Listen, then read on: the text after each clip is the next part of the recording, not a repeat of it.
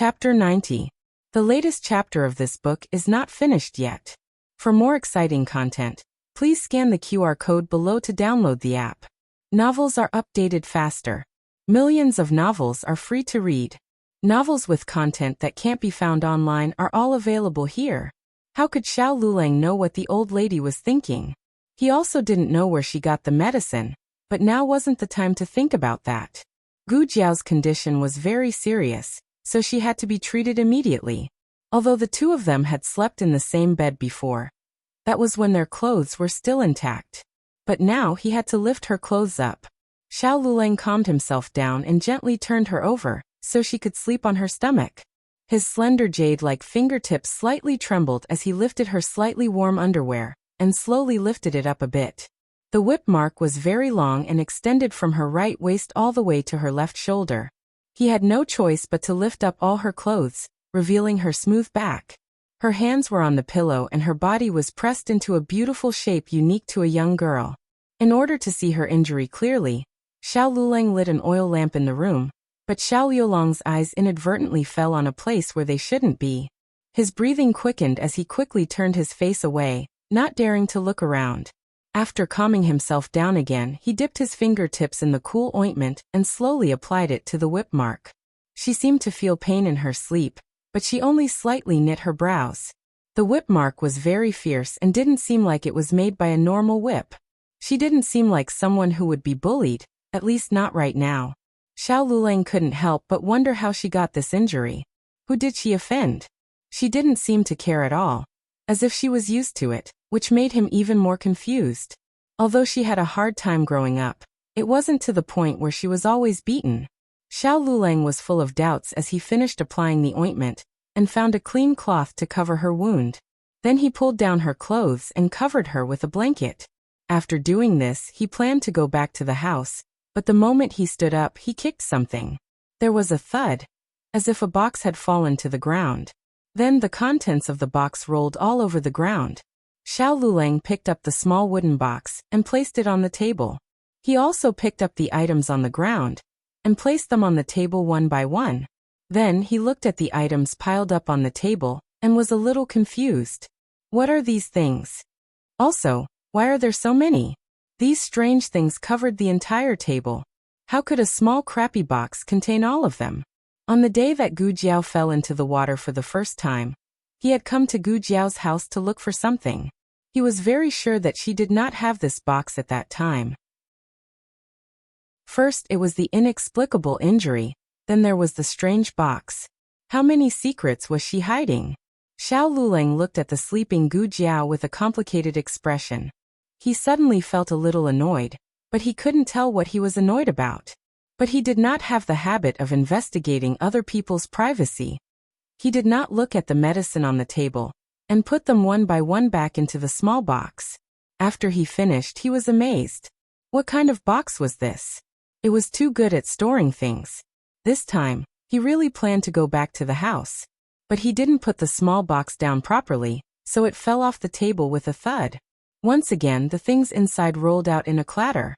But what was surprising was that the things that fell out this time were different from before. Are my eyes playing tricks on me or? Xiao Lulang looked at the medicine on the ground strangely. For the first time, he doubted his eyes. He put the things back and planned to knock the box over again to verify it. But suddenly, Gu Jiao turned over on the bed. She pressed on her wound and let out a cry of pain. Xiao Liulang's movements paused. He suddenly realized that it was not right for him to go through the box in the middle of the night. He sighed and put the box back on the table. He turned around and went back into the house. The next day, Xiao Lulang woke up early. Gu Jiao's fever had mostly subsided, but she was still sleeping because she was too tired. Xiao Lulang did not wake her up. He went to the kitchen to make breakfast and told the old madam about it. Then he went to the academy. In the villa, Madame Yao, who had been waiting for the whole night, could not wait to ask Marquis Gu to bring her to the village. Little Jing Kong opened the door. Usually, the village did not lock the door. But today, Gu Jiao was sleeping. In order to prevent anyone from disturbing her, little Jing Kong locked the door. Little Jing Kong poked his round little head out from the crack of the door, and looked curiously at Madame Yao and Marquis Gu at the door. He knew Madame Yao. She was the beautiful benefactress who always went to the temple to offer incense. He also knew Marquis Gu. He was the bad guy who ordered him and Jiao Jiao to be taken away. The two of them were together. Little Jing Kong thought seriously. He tilted his head and asked, "Benefactress, were you also taken away by him?" Madame Yao was puzzled. Marquis Gu was embarrassed. Last night, Madame Yao asked Marquis Gu to tell her a lot about Gu Jiao. But how could Marquis Gu dare to tell her everything? At least, he did not tell her that he ordered people to take away Gu Jiao and the little baby next to her. After that, he asked around and found out that the baby was adopted by Gu Jiao from the temple. She could not even raise herself, yet she got a little baby. He did not know what this girl was thinking. Madame Yao did not understand little Jing Kong's words. But she vaguely remembered that he was a little monk from the temple. She squatted down and looked at little Jing Kong gently. "I remember you. You are the little master from the temple. What is your name?" Little Jing Kong blinked his big black eyes and said cutely, "My name is Jing Kong. I am not the little master anymore. I am going down the mountain." Madame Yao patted his little head and smiled gently. "I am looking for Jiao Jiao. Is Jiao Jiao home?" Little Jing Kong was surprised. "Oh, you also know Jiao Jiao?" Madame Yao nodded. "Yes, I know her." Little Jing Kong lowered his little head and said sadly, "You might not be able to see her today. She is sick and cannot see guests." Madame Yao immediately became worried. "Why is she sick?" Grandaunt said that she is too tired. Little Jing Kong thought for a while and said self-reproachfully, "She must be tired from taking care of me. After all, I eat so much." Marquis Gu felt a little guilty. That girl might have been injured by his whip yesterday, right? He did not dare to tell Madame Yao about this. Madame Yao looked pleadingly at little Jing Kong. Her tone was urgent, but her voice was very soft. "Can you let me in to see her? I promise I will not disturb her. I am not sure if Jiao Jiao wants to see you." "Wait, I will go and ask her." Little Jing Kong closed the door and ran into the room. He came to Gu Jiao's bed and asked very softly, "Jiao Jiao, the benefactress from the temple came to see you. Do you want to see her?" Gu Jiao was fast asleep. After a while, little Jing Kong opened the door and said to Madame Yao, "Okay, Jiao Jiao did not object. You can go in." Madame Yao went into the room full of excitement. Marquis Gu also wanted to go in. Little Jing Kong reached out a small hand to stop him. "You can't go in." Marquis Gu frowned. "Why?" Little Jing Kong raised his small chin. "Jiao Jiao did not agree to let you in." Marquis Gu was confused. Was this a question of whether she agreed or not? It was more like this black-hearted little monk did not ask at all, right?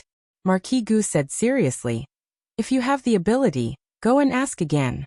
I don't believe that she will object." She was not awake yet. How could she object? Little Jing Kong thought for a while. "Okay." Little Jing Kong ran into the room.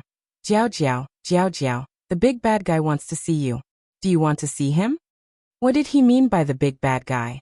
It was fine that the girl was infuriating, but was the little monk she raised also so infuriating? Marquis Gu's face turned black. Little Jing Kong grabbed Gu Jiao's hand and shook it. "I know you don't agree." He walked out with his head held high and said sternly to Marquis Gu, "Jiao Jiao has rejected you." Marquis Gu. In order to prevent someone from barging in, little Jing Kong moved a small stool and sat at the door, staring at Marquis Gu like a tiger watching its prey. "Marquis Gu, what are you doing?" Little Jing Kong, "Staring at you." Marquis Gu, "Humph, I will not go in." Little Jing Kong, "Then who knows?" Marquis Gu, "If you don't believe me, then lock the door." Little Jing Kong sternly said, "What if you climb over the wall? I will keep an eye on you to prevent you from doing anything bad." Marquis Gu, "In any case, I am the Marquis of Ding and in the capital. Is my reputation so bad that I need a little monk to keep an eye on me?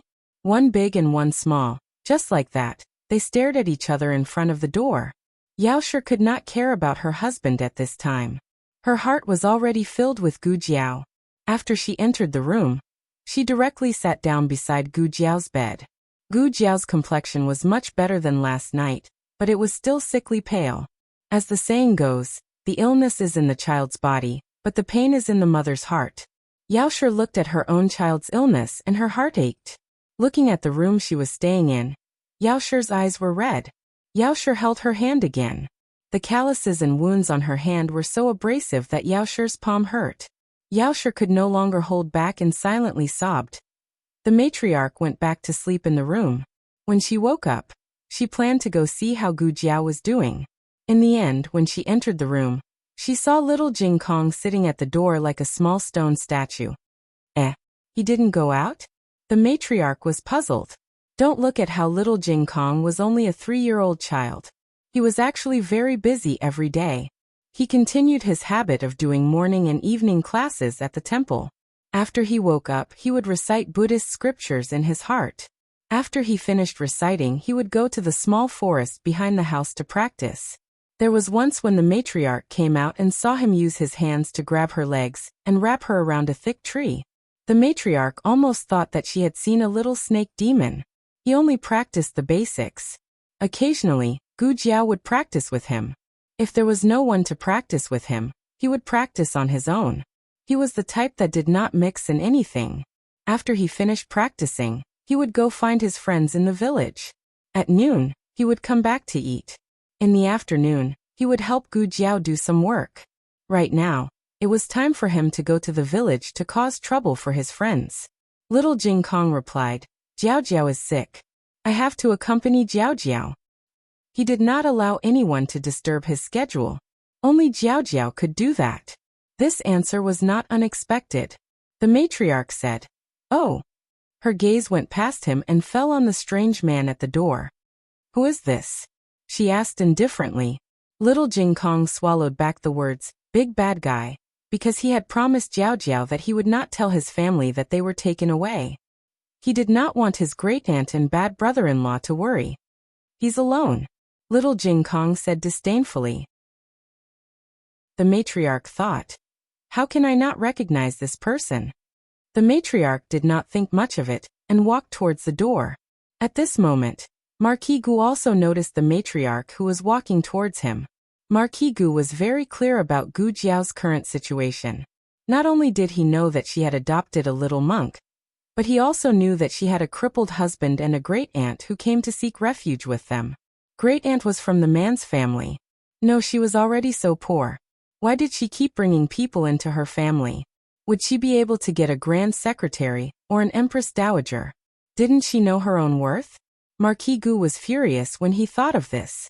However, when the old lady got closer and he saw her face clearly, it wasn't that he didn't want to vent his anger, but that he couldn't breathe at all. "Madam, madam, madam." "Empress Dowager?" Marquis Gu's knees went weak and he fell on the threshold, prostrating himself on the ground. The matriarch looked at the stranger who fell at her feet. She touched her chin and said, "There's no need for that." Little Jing Kong turned his head and said, "He's here to look for Jiao Jiao. The benefactress has already gone in. I'm here to guard and not let him in." There was nothing wrong with not letting a man into Jiao Jiao's house. The matriarch did not suspect him, and did not bother to ask who Marquis Gu was. She yawned and went to the backyard to eat melon seeds. Marquis Gu held his head that almost fell off and got up. From his angle, he could clearly see the matriarch sitting on the bench outside the back door of the central room. She was wearing a country bumpkin's clothes, and had an old village woman's headscarf wrapped around her head. Marquis Gu felt that she did not look like the Empress Dowager. Empress Dowager Zhuang married the late emperor at the age of 13. She was awarded the title of Virtuous Empress when she entered the palace. She commanded the harem for decades and held court for 17 years. Although she did not give birth to any children for the late emperor, she was the one who supported the current emperor to the throne. Her position in the harem and the court was unshakable. Ordinary people could not see Empress Dowager Zhuang. Marquis Gu was lucky enough to see her twice. The first time was at the palace banquet during the Hungry Ghost Festival.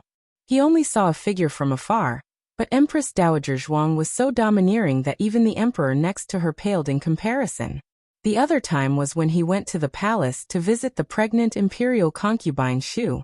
He bumped into Empress Dowager Zhuang's carriage. He retreated to the side and bowed to Empress Dowager Zhuang. He only dared to take a glance, but that sharp gaze almost made him breathless on the spot. Empress Dowager Zhuang was not a good person. Otherwise, she would not have been called the Poison Empress and the Demon Empress behind her back. The matriarch in front of him, other than her appearance, did not have the slightest bit of Empress Dowager Zhuang's aura. Great-aunt, are you secretly eating again? Little Jing Kong suddenly realized that there was something wrong with the sound of the matriarch cracking the melon seeds. He turned around and saw that she had unknowingly picked up the jar of candied red bayberries. The matriarch decisively turned around and shook the back of little Jing Kong's head. Don't talk nonsense. Where would I have it? As she spoke, she grabbed a handful and stuffed it into her purse. By the time little Jing Kong came to collect the jar, she had already stolen a lot. Marquis Gu saw everything and was even more certain that this person was a foodie and not the vicious Empress Dowager Zhuang. Inside the room, Gu Jiao slowly woke up. She could have woken up earlier, but in order to let her sleep peacefully, Yao Shi made a curtain at the last minute to cover the window. The dim light really made it easy to sleep, so Gu Jiao slept until noon. She opened her eyes and found someone sitting by the bed. Alarm bells suddenly went off in her heart. She pulled out the dagger under the pillow and put it around the other person's neck. She put the tip of the dagger against the other person's neck and locked the other person in her arms. Jiao Jiao, it's me, Yao Shi said. Gu Jiao heard the familiar voice and paused. The vigilance between her eyebrows disappeared. She took the dagger and let go of her.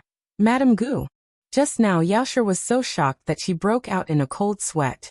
She turned around and calmed down. She reached out to touch Gu Jiao's forehead. How do you feel? Gu Jiao subconsciously turned her head to avoid her hand. Yao Shi's expression froze and she said embarrassedly, Did I scare you? The light in the room was a bit dim. Gu Jiao did not see that her eyes were red and swollen, but she saw the blood on her neck. It was from when she was holding her hostage.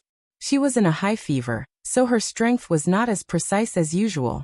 She had accidentally injured her. But her first reaction was not to notice her own injury. Instead, she paid attention to Gu Jiao. Gu Jiao looked at her with a complicated expression. Yao Shi noticed Gu Jiao's gaze and used a handkerchief to cover the wound. She smiled and said, I'm fine. Jiao Jiao, how do you feel?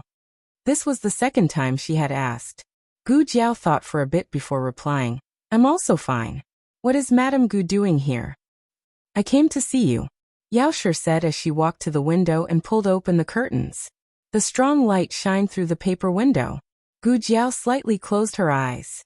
After adjusting to the light, she said, Madame Gu has just been poisoned. You should rest in bed. Yao Shi's gentle gaze fell on her small face. I know. I came today, because I have something to say to you. Gu Jiao looked at Yao Shi, and suddenly found that there were tears in her eyes. Yao Shi stepped in front of her step by step, and held her hand. She carefully looked at her thin face. Her body was very weak, but this time, she had a lot of strength. Jiao Jiao, I am your mother. The latest chapter of this book is not finished yet. For more exciting content, please scan the QR code below to download the app. Novels are updated faster. Millions of novels are free to read. Novels that can't be found online are all available here. https://www.zhbqg.com/89642_8964286/115650548. HTML Genius remembered this website's address in 1 second. www.zhbqg.com Bikugo mobile reading website. Chapter 91. The newest chapter of this book is not finished yet. For more exciting content, please scan the QR code below to download the app. The novel is updated even faster. Millions of novels are free to read. The novels that cannot be found online are all available here. Marquis Gu waited outside for a long time. He was about to fall asleep from waiting when Yao Shi finally came out. Yao Shi's face was full of tears. Her eyes were red and swollen. It seemed that she had cried quite hard. Marquis Gu strode forward and held her shoulder. Wife. Yao Shi nodded and held back her tears. She turned to look at the matriarch in the backyard and bowed to her. Elder, I'm leaving. Jiao Jiao, please take care of Jiao Jiao. Yao Shi had never entered the palace, so she naturally had not seen the matriarch. But before she came, she knew that Xiao Liulong's grandaunt was at home. She treated Jiao Jiao very well. The matriarch looked at her strangely, and did not speak. Yao Shi had Marquis Gu bring down the pastries that he had forgotten in the carriage and personally handed them to the matriarch. I made these pastries myself. I don't know if they are to your liking. Oh, the matriarch's expression improved. The moment Yao Shi turned around, the matriarch suddenly gave her an un. Yao Shi was stunned for a long time before she reacted. The matriarch was responding to what she had just said. Was it because she saw the pastries that she was willing to acknowledge her? But it seemed that she did not acknowledge her. It was just a tone of voice. Yao Shi made pastries for everyone in Gu Jiao's family. There were also pastries in Little Jing Kong. After this, Yao Shi and Marquis Gu sat in the carriage to return to the manor. Marquis Gu could not wait to know what the mother and daughter talked about. What did that girl say? What did she say? Yao Shi recalled the scene after she had told the entire truth. Gu Jiao's reaction was very calm. At least, it was calmer than Yao Shi had imagined. It was as if what she had heard was not her past, but someone else's. Then she made a sound of confusion, and a trace of confusion flashed through her eyes. She was clearly in front of Yao Shi, but at that moment, Yao Shi felt that her daughter was very far away. From beginning to end, Gu Jiao only said one thing that confused Yao Shi. If you were a bit earlier, even if it was half a year earlier, how good it would have been. Yao Shi did not understand. The Gu family's Sanlang couple had passed away 9 years ago. His daughter had gotten married a year ago, and she had also separated from the Gu family a year ago. Why did he hope that they would arrive half a year earlier? Did something happen half a year ago that they don't know about? Was she hurt? Yao Shi left with this sort of feeling. On the other side, Xiao Lulang asked for half a day's leave from the academy, and went to the Huichun Hall to get some herbs.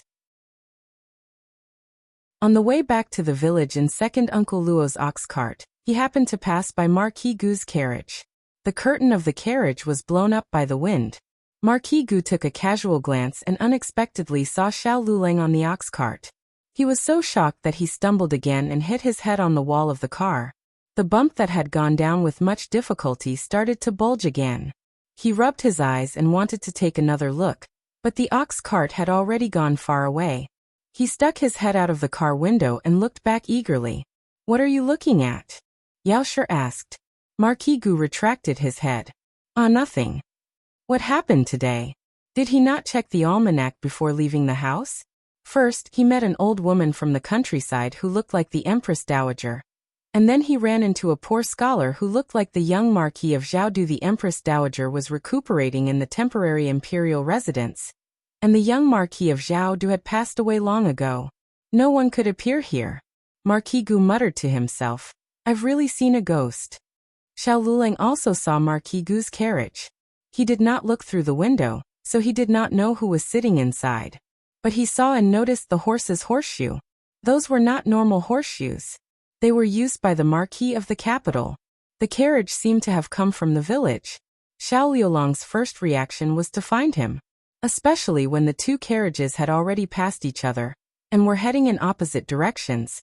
The man in the carriage actually stuck his head out to look at him. Xiao Lulang did not turn his head. His gaze was cold as he said to Second Uncle Luo, Second Uncle Luo, please hurry. Jianyang is sick. Okay. Second Uncle Luo agreed. After Yao Shi and Marquis Gu left, Gu Jiao was in a daze in the room for a while. She remembered that unconstrained dream. It was actually real. She really was the flesh and blood of the Marquis Fu. Oh, then that means I misunderstood him that day. Marquis Gu said he was her old man. So he meant it literally. She had thought he was looking for a beating. That was not the main point. That guy was so hateful. If he was beaten, then he was beaten. The main point was that dream. In the dream, Yao Shi did not come to her door to acknowledge her. It was Marquis Gu himself. Yao Shi and Gu Yin did not appear from beginning to end. Based on Yao Shi and Marquis Gu's relationship, it was not likely that Yao Shi had been abandoned. Combining Yao Shi and Gu Yan's illness, Gu Jiao guessed that Gu Yan and Yao Shi had died before she returned to the Marquis Fu. Gu Yan died of a heart attack. Yaoshe might not have been able to withstand the shock of her son's death. She might have died of illness or hanged herself. Without the protection of her mother and younger brother, she was like a rootless duckweed in the dream. She had the title of the Marquis Fu's daughter, but she lived like an outsider. Jiaojiao. Little Jing Kong raised his injured little finger and walked in pitifully. Gu Jiao came back to her senses and turned to look at little Jing Kong. What's wrong? Little Jing Kong walked in front of Gu Jiao and let Gu Jiao see his bleeding little finger. It's injured. Gu Jiao pulled his little finger and looked at it. How did you get injured? I smashed walnuts. Little Jing Kong said pitifully. The walnuts were brought back by Gu Jiao from the market. Some people used vegetables to exchange for her mountain goods. Some people used eggs to exchange for her mountain goods. She was usually too lazy to care. Sometimes, she would be shocked by the things inside when she carried them back. Be careful next time. Gu Jiao did not forbid him from smashing walnuts again. It was inevitable for children to stumble. She was not a parent who would give up eating for fear of choking. Gu Jiao took out iodophor and cotton swabs from the medicine box to disinfect little Jing Kong's wound. It's okay. It's not serious. You don't need to apply medicine. I want to blow on it. Little Jing Kong blinked his big eyes and said. Gu Jiao blew on his wound. Little Jing Kong was not a delicate child. Compared to the pain from practicing martial arts, this small injury was not painful at all. He just wanted to rub on Jiao Jiao's wound. Little Jing Kong went out happily after he got the chance to blow on his wound. Gu Jiao threw the used cotton swabs into a special basket and put the unused iodophor back into the medicine box. She was so focused on cleaning little Jing Kong's wound that she did not look at it carefully. Now that she looked at it, Gu Jiao realized something was wrong. Why are there so many medicines suddenly? There were 2 types of medicines in her medicine box. One was first aid medicine, which she put in when she was a doctor in the research institute. She risked her life in the organization, and these medicines could save her life. The other type of medicine appeared after she came here. For example, Gu Yan's anti-heart failure medicine, Madame Yao's antidepressant medicine, and the anesthetic medicine that was used for Xiao Liulong's surgery. But no matter which one it was, she could use it to treat her illness. Now these 6-flavor Rehmannia pill, 7 steps aphrodisiac tea, nourishing kidney energizing pill. These strange tonics were one thing, but in the most eye-catching position in the center, there was actually a box of bright, shiny raw, medicinal products, lying on the floor. Gu Jiao, who touched her medicine box. Why did it suddenly become so indecent? After Madame Yao returned to the hot spring villa, she decided to tell Gu Yan and Gu Jinyu the truth. Marquis Gu hesitated. This isn't it too hasty? It was nothing to tell Gu Yan, but he liked Gu Jiao so much. If she told him that Gu Jiao was his biological sister, he would be surprised and happy. Jinyu was different. She had always been the only daughter in the family, and was used to being pampered. If she suddenly found out that she was not her parents' biological daughter, she would definitely be devastated. Jinyu will be sad, Marquis Gu said softly. Madame Yao frowned. She will be sad, but won't Jiao Jiao be sad? Jiao Jiao also just found out that she is not Gu Sanlang and his wife's biological daughter. Marquis Gu said sternly. How is that the same? What kind of family is the Gu family, and what kind of family is the Marquis family? That girl, cough. Jiao Jiao will be very happy when she finds out about her identity, but Jinyu will be devastated. Happy? Madame Yao shook her head. I can't tell. Gu Jiao's reaction was so calm that it was almost cold. When she did not know about her identity, she was not so cold to her. When she suddenly became her mother, she seemed to have opened a door in her heart. Madame Yao thought that Gu Jiao was unable to accept her because her relationship with Gu Sanlang and his wife was too deep. She did not suspect anything. Marquis Gu saw that his wife's expression was not very good and quickly softened his tone, saying, Jiao Jiao is our child, and so is Jinyu. Jiao Jiao must know the truth because she has to return to the manor. Jinyu does not need to return to the Gu family, so why tell her? Madame Yao had seriously considered whether to send Jinyu back or not. To be honest, she had raised Jinyu for so many years and had long developed feelings for him. She naturally could not bear to send Jinyu away. Moreover, Gu Sanlang and his wife had already passed away. Jinyu would be an orphan if he returned. But the final decision was not made by them, but by Jinyu and the Gu family. After all, Jinyu was a member of the Gu family. Even if his parents were not here, his grandparents and uncles were. They had the right to take Jinyu back. Then there was Jinyu himself. If he insisted on going back, she could not stop him. Madame Yao treated Gu Jiao the same. She completely respected Gu Jiao's decision. When it came to the issue of recognizing each other, she treated the two children equally. But in Marquis Gu's eyes, Gu Jiao returning to the manor was a gain, but Jinyu returning to the manor was a loss. This was a bit unfair to Jinyu. I do not agree, Marquis Gu said. Madame Yao said, the more you want to recognize Jiao Jiao, the more the Gu family wants to recognize Jinyu. Marquis Gu thought, I don't want to recognize that girl. Why would I want to recognize her? To beat myself? Marquis Gu only said half of the Gu family's matters. He only said that Gu Jiao's childhood had not been easy, but he did not dare to say that the Gu family had bullied her terribly. He was afraid that Madame Yao would be sad. But if he did not mention it now, he was afraid that Madame Yao would fall into that family's trap. Marquis Gu deliberated for a moment, then said, I think that family has some bad intentions. It's best if we don't interact with them. What happened? Madame Yao asked. Marquis Gu told her about how the Gu family had used Gu Yu, to replace Gu Jiao. There was such a thing? Madame Yao frowned. Then didn't Jiao Jiao suffer a lot in their home? Marquis Gu quickly said, I've already taught them a lesson.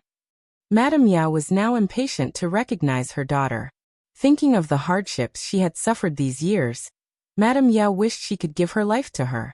Marquis Gu coughed lightly and said, Look at the Gu family's situation. We cannot let Jinyu go back and suffer. Madame Yao said, Of course I won't let her suffer. She is also my child. There were times when she had not treated Jinyu well. She did not understand why she could not be a good mother. Now that she knew the truth of her birth, she was relieved. Jinyu was not her biological child, so she could not dote on Jinyu as much as she did on Gu Yan. But from today onwards, she would continue to dote on Jinyu as a foster mother, with the love of Gu Sanlang and his wife. Madame Yao said, regardless of whether Jinyu returns to the Gu family or not, she will still be my child. Hearing Madame Yao say this, Marquis Gu was relieved.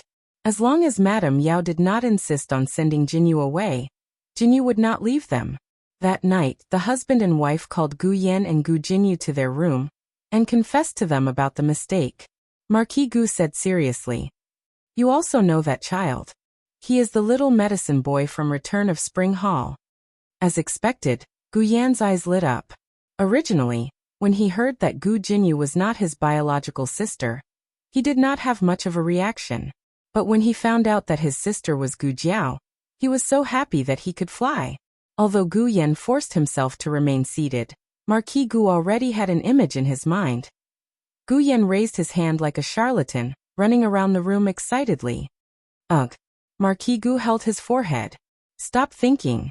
In contrast to Gu Yan's excitement, Gu Jinyu felt as if she had been struck by lightning.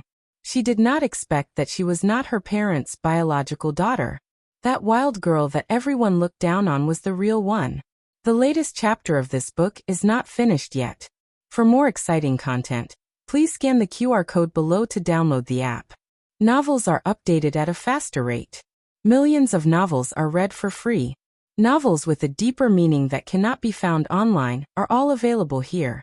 https://www.zhhbqg.com/89642_8964286/115646208. HTML Genius memorized this website's address in 1 second. www.zhhbqg.com Bikuga mobile reading website. Chapter 92. The latest chapter of this book is not finished yet. For more exciting content, please scan the QR code below to download the app. Novels are updated even faster. Millions of novels are free to read. Novels with substance that cannot be found online are all available here. Gu Jinyu felt as if she had fallen from heaven to hell overnight. Shock, fear, sadness, and the grievance of losing her parents intertwined in her heart. It was like a huge net that trapped her. Mother wants to find a time to arrange for you to meet with the Gu family. Madame Yao said a lot more after that, but Gu Jinyu did not hear a single word. Yaoshi gently took her hand and allowed her to rest properly. That night, Gu Jinyu lay on the luxurious and soft bed. It was the first time she had experienced sleepless nights. A strong wind blew outside the room, rustling the branches and leaves. Gu Jinyu lifted the blanket and got out of bed. She opened the door and a gust of wind blew her robes and hair. "Ah, miss, why did you come out? It's so windy. Be careful not to catch a cold." The young servant girl on night duty hurried forward to help Gu Jinyu into the room. Gu Jinyu calmly said, "I can't sleep. I want to go out for a walk." "Ah, but it's so late," the young servant girl said. Seeing that Gu Jinyu had no intention of returning to the room, she swallowed her words of advice. "Then miss, please wait. I'll get you a cloak." "Okay." Gu Jinyu nodded. The young servant girl found a soft cloak from the wardrobe and put it on Gu Jinyu. Gu Jinyu looked down at the cloak she was wearing and suddenly murmured, "5 flowers, a golden fur coat, the wind will be exchanged for fine wine." The young servant girl asked in a daze, "Miss, what's wrong? Why are you suddenly reciting poetry? Do you want to compose a poem?" The young servant girl did not understand poetry. The original Yuru did, but unfortunately, Yuru had been chased away by Gu Yan. Gu Jinyu lifted a corner of the cloak and murmured, "Do you know what a golden fur coat is? It's what I'm wearing.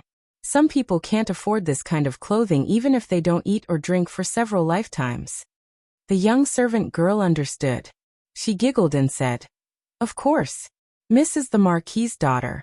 You can't be compared to those commoners outside." "What's your name?" Gu Jinyu asked. "My name is Shaoli," the young maid replied.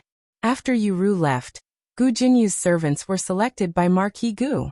The ones who were transferred over recently were all unfamiliar faces. "Are you from a nearby village?" Gu Jinyu asked again. "Yes," the young maidservant answered with her big, bright eyes. Gu Jinyu looked her up and down. "You look younger than me. How could your family bear to let you be a servant?" The young maidservant laughed mischievously. "Young miss, you must be joking. Being able to enter the manor as a maidservant is a wonderful job that many people in our village can't even dream of. This servant has 4 sisters at home, and this servant's job is the best." Gu Jinyu was stunned. "The 4 sisters all have to do something? Don't you have an older brother?"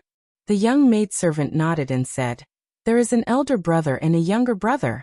The elder brother is going to get married, and we are trying to get betrothal gifts for him. The younger brother is going to get married in the future, and he has to get his share as well.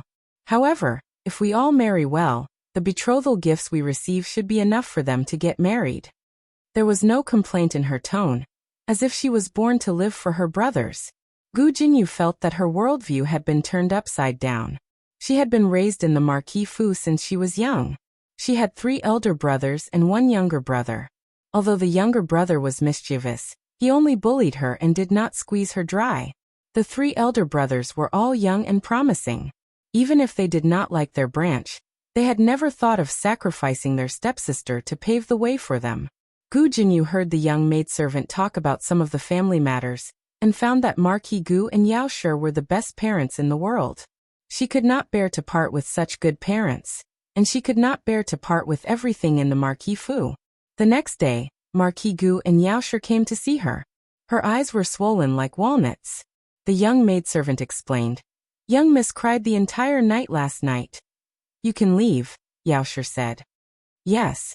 The young maidservant fearfully retreated. She was very worried that she had not served her young miss well, and had caused her to be sad. She did not want to be chased out of the manor. Marquis Gu and Yao Shi came to the bed. Marquis Gu stood by the side, and Yao Shi sat down on the edge of the bed. "Mother." Gu Jinyu threw herself into Yao Shi's arms. Large drops of tears fell onto Yao Shi's chest. "Don't abandon daughter. Daughter can't bear to part with you, can't bear to part with father. Daughter doesn't want to leave you." Gu Jinyu's crying completely messed up Marquis Gu's heart. His heart ached as he said, "Silly child, when did father and mother say that they did not want you? Your mother and I have already discussed it. The decision is yours. If you want to go back." Gu Jinyu sobbed and interrupted him. "Daughter will not go back. Daughter will be filial to mother and father for the rest of my life." Poor child. If she went back, she would be an orphan. Yao Shi could not bear it either, especially after learning that Gu Sanlang and his wife had doted on Jiao Jiao so much. She could not treat Gu Jinyu unfairly. She caressed Gu Jinyu's face and said, "But even if you don't go back to the Gu family, you should go burn incense for your birth parents." "Yes." Gu Jinyu agreed with tears in her eyes. Yao Shi nodded in relief. She stood up and went with Marquis Gu to visit Gu Yan. Gu Jinyu suddenly grabbed her sleeve and said in a choked voice, "It's my fault. I've occupied elder sister's identity for so many years, and even snatched away the best mother and father in the world. When elder sister comes back, I will definitely dote on elder sister well. Along with what father and mother have given me all these years, I will dote on elder sister." Yao Shi patted her head. The husband and wife went to visit Gu Yan again. Gu Yan did not sleep the entire night. He was as excited as a little bullfrog and croaked the entire night. Yu was almost annoyed to death by him. The quiet and indifferent young master was still the cutest. Gu Yan was so happy that he even forgot to roll his eyes at his father. Gu Yan said, "She likes me." Yao Shi looked at her son dotingly. "Mother knows." Gu Yan said again, "I also like her." Yao Shi smiled and nodded. "Yes." Gu Yan sat up straight. "I want to go find her." Yao Shi held her son's hand and softly said, "Give her some time to digest this." Gu Yan suppressed the 10,000 little ants in his heart. "Okay." In the village, Gu Jiao did not hide her identity from her family. Xue Ningxiang was also present. Because Gu Jiao was injured, the matriarch could not eat Xiao Liulong's cooking. Thus, she called Xue Ningxiang over to help cook. After she finished cooking, the matriarch asked her to eat with Go Hua. The old madam asked about Yao Shi and Marquis Gu at the dining table. So Gu Jiao casually told her about their identities and the fact that she had been swapped. Everyone in the room, except for Go Hua, understood that Gu Jiao was actually Gu Jinyu, and Gu Jinyu was actually Gu Jiao. Their identities had been swapped. However, Gu Jiao's tone was too calm. Those who did not know would have thought that she had said something like eating cabbage tonight. Xue Ningxiang's jaw almost dropped. The neighbor that she had been living with for so long was actually the Marquis's daughter? She was eating at the Marquis's daughter's home. Xue Ningxiang felt that she could not hold her chopsticks steadily. She looked at the matriarch, Xiao Lulang, and little Jing Kong. She found that other than being surprised when they heard that Gu Jiao had been swapped, they were very calm. Don't you think that Jiao Nyang's identity is very powerful? Her father is the Marquis. The matriarch. She once beat up the most powerful man in the country of Zhao. A mere Marquis is nothing. Xiao Lulang, second-rank Marquis. He only has a title but no real power. Little Jing Kong. A big bad guy who only knows how to bully women and children. How powerful can he be? Xue Ningxiang stared at the table full of calm neighbors, dumbfounded. She seemed to have discovered something extraordinary. After dinner, Xue Ningxiang asked Gu Jiao to go back to the room and lie down. She would clean up. Gu Jiao was indeed a little weak, so she did not argue with her. After thanking her, she went back to the room. Xue Ningxiang went to wash the dishes. Little Jing Kong went to walk the dogs. Xiao Lulang boiled the medicine he got from Huichun Hall and brought it to Gu Jiao. The door was open. He hesitated for a moment, but still knocked lightly. Gu Jiao closed the medicine box and looked up. "What's the matter?" Xiao Liulong's gaze swept past her small medicine chest without leaving a trace. He said with a stern expression, "The medicine is ready. It's for reducing fever." "Oh." Gu Jiao pushed the small medicine box to the side and reached out to take the medicine from him.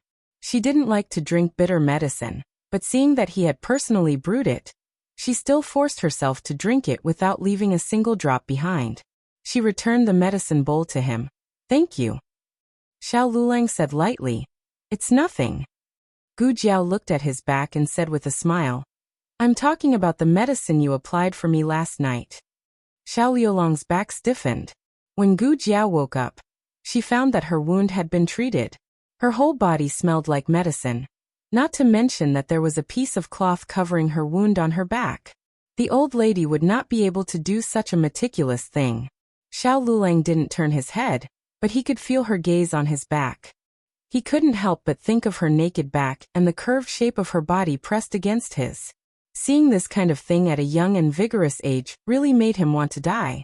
Xiao Liulong's throat became dry. He calmed himself down and said with a serious face, It's nothing.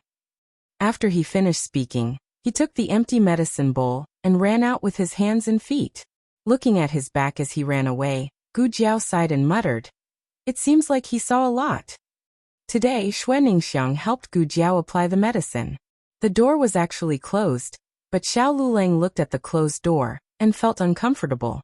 He grabbed a bucket and went to the entrance of the village to get water. When Gu Jiao was halfway through applying the medicine, someone knocked on the door. I'll go take a look. Xuaningxiang put down the medicine and walked out of Gu Jiao's room. He closed the door for Gu Jiao and opened the door to the central room. He looked at the middle-aged man with a scholarly aura and asked, Who are you? Principal Li smiled. I am the principal of Tianxiang Academy. My surname is Li. May I ask if this is Xiao Liulang's home?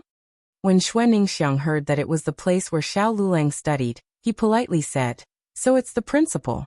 Are you looking for Lulan? He went to get water. When you came over from the entrance of the village, did you not see him? Principal Li's carriage stopped at the entrance of the village, but he walked over. The sky was a bit dark, so he did not pay too much attention to it. Xuaningxiang said, Wait, I'll go find him. Principal Li suddenly stopped Xuaningxiang. May I ask if Jianyang is here? Xuaningxiang tilted his head. Gu Jiao invited Principal Li into the central room and poured a bowl of herbal tea for him. Little Jingkong was a bit heaty these days, so Gu Jiao bought some chameleon plant from the mountain and boiled it for him to drink.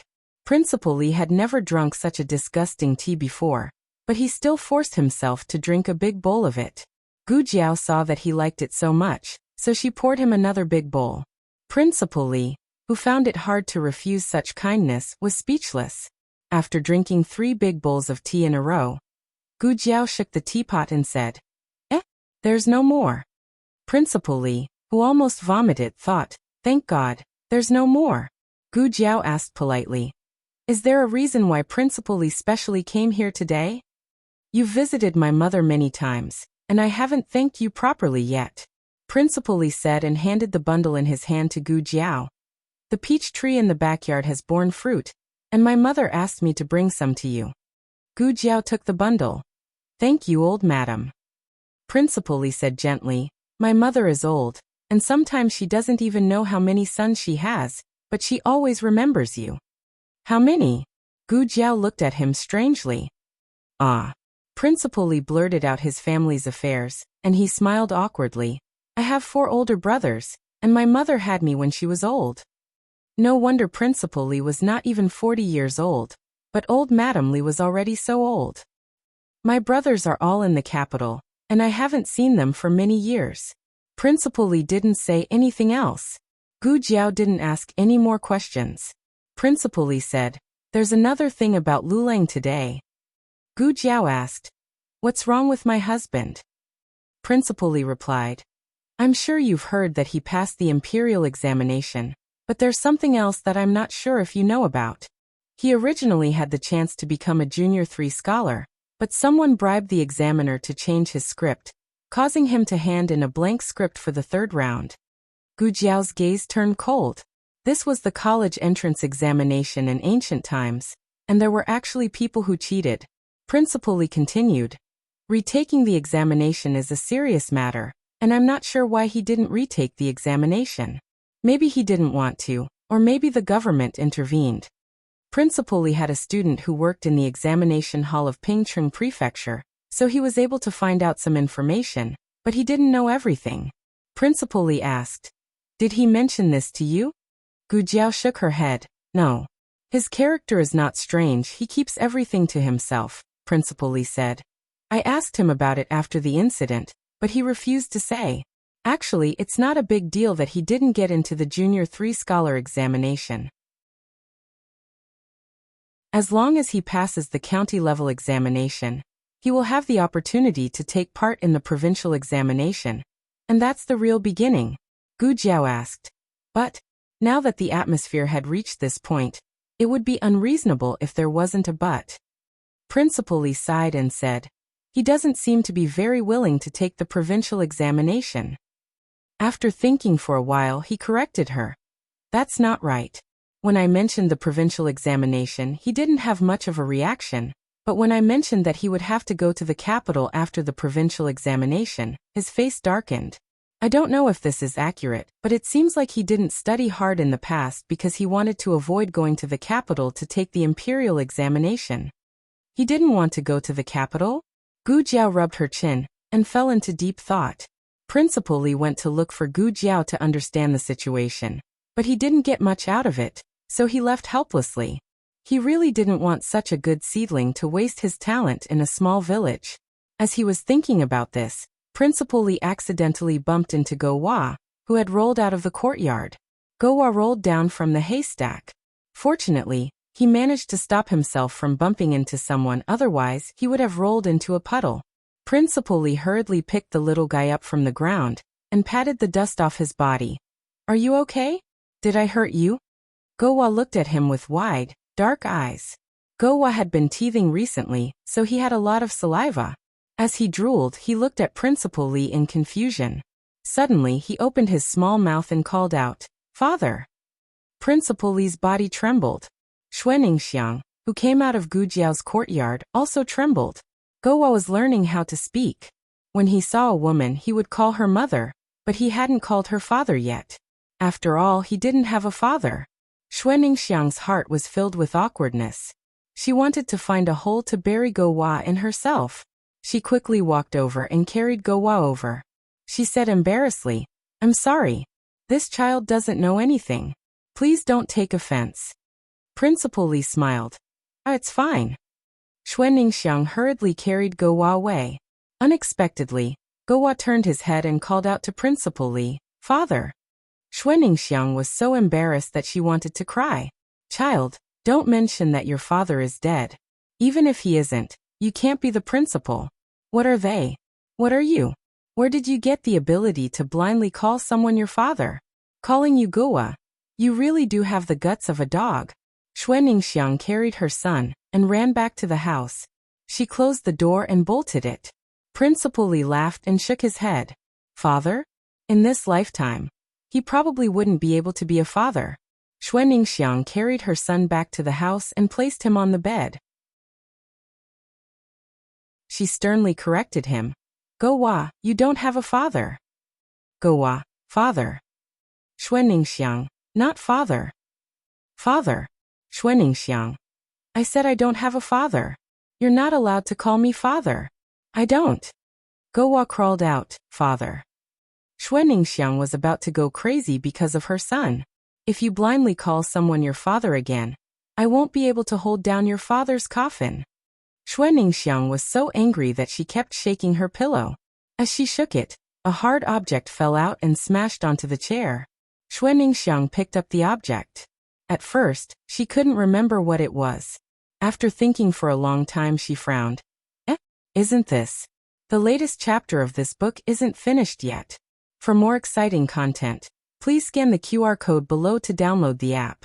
Novels are updated at a faster rate. Millions of novels are free to read. Novels with connotations that can't be found online are all available here. https://www.zhhbqg.com/89642_8964286/115615001. HTML Genius memorized this website's address in 1 second.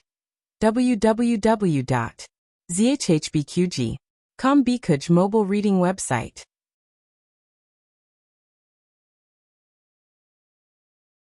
Chapter 93. The latest chapter of this book is not finished yet. For more exciting content, Please scan the QR code below to download the app. Novels are updated faster. Millions of novels are free to read. Novels with content that cannot be found online are all available here.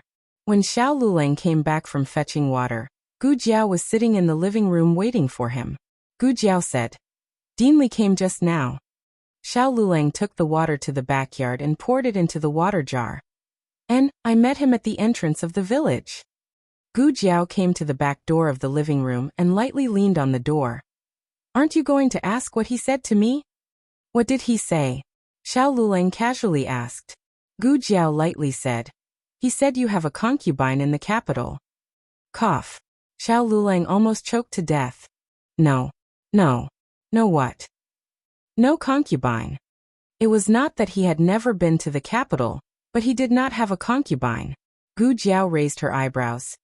Oh, when a normal person hears that sentence, their first reaction would be, "I have never been to the capital. How could I have a concubine in the capital?" You only denied the second point. So, you have been to the capital? Xiao Luleng calmly said.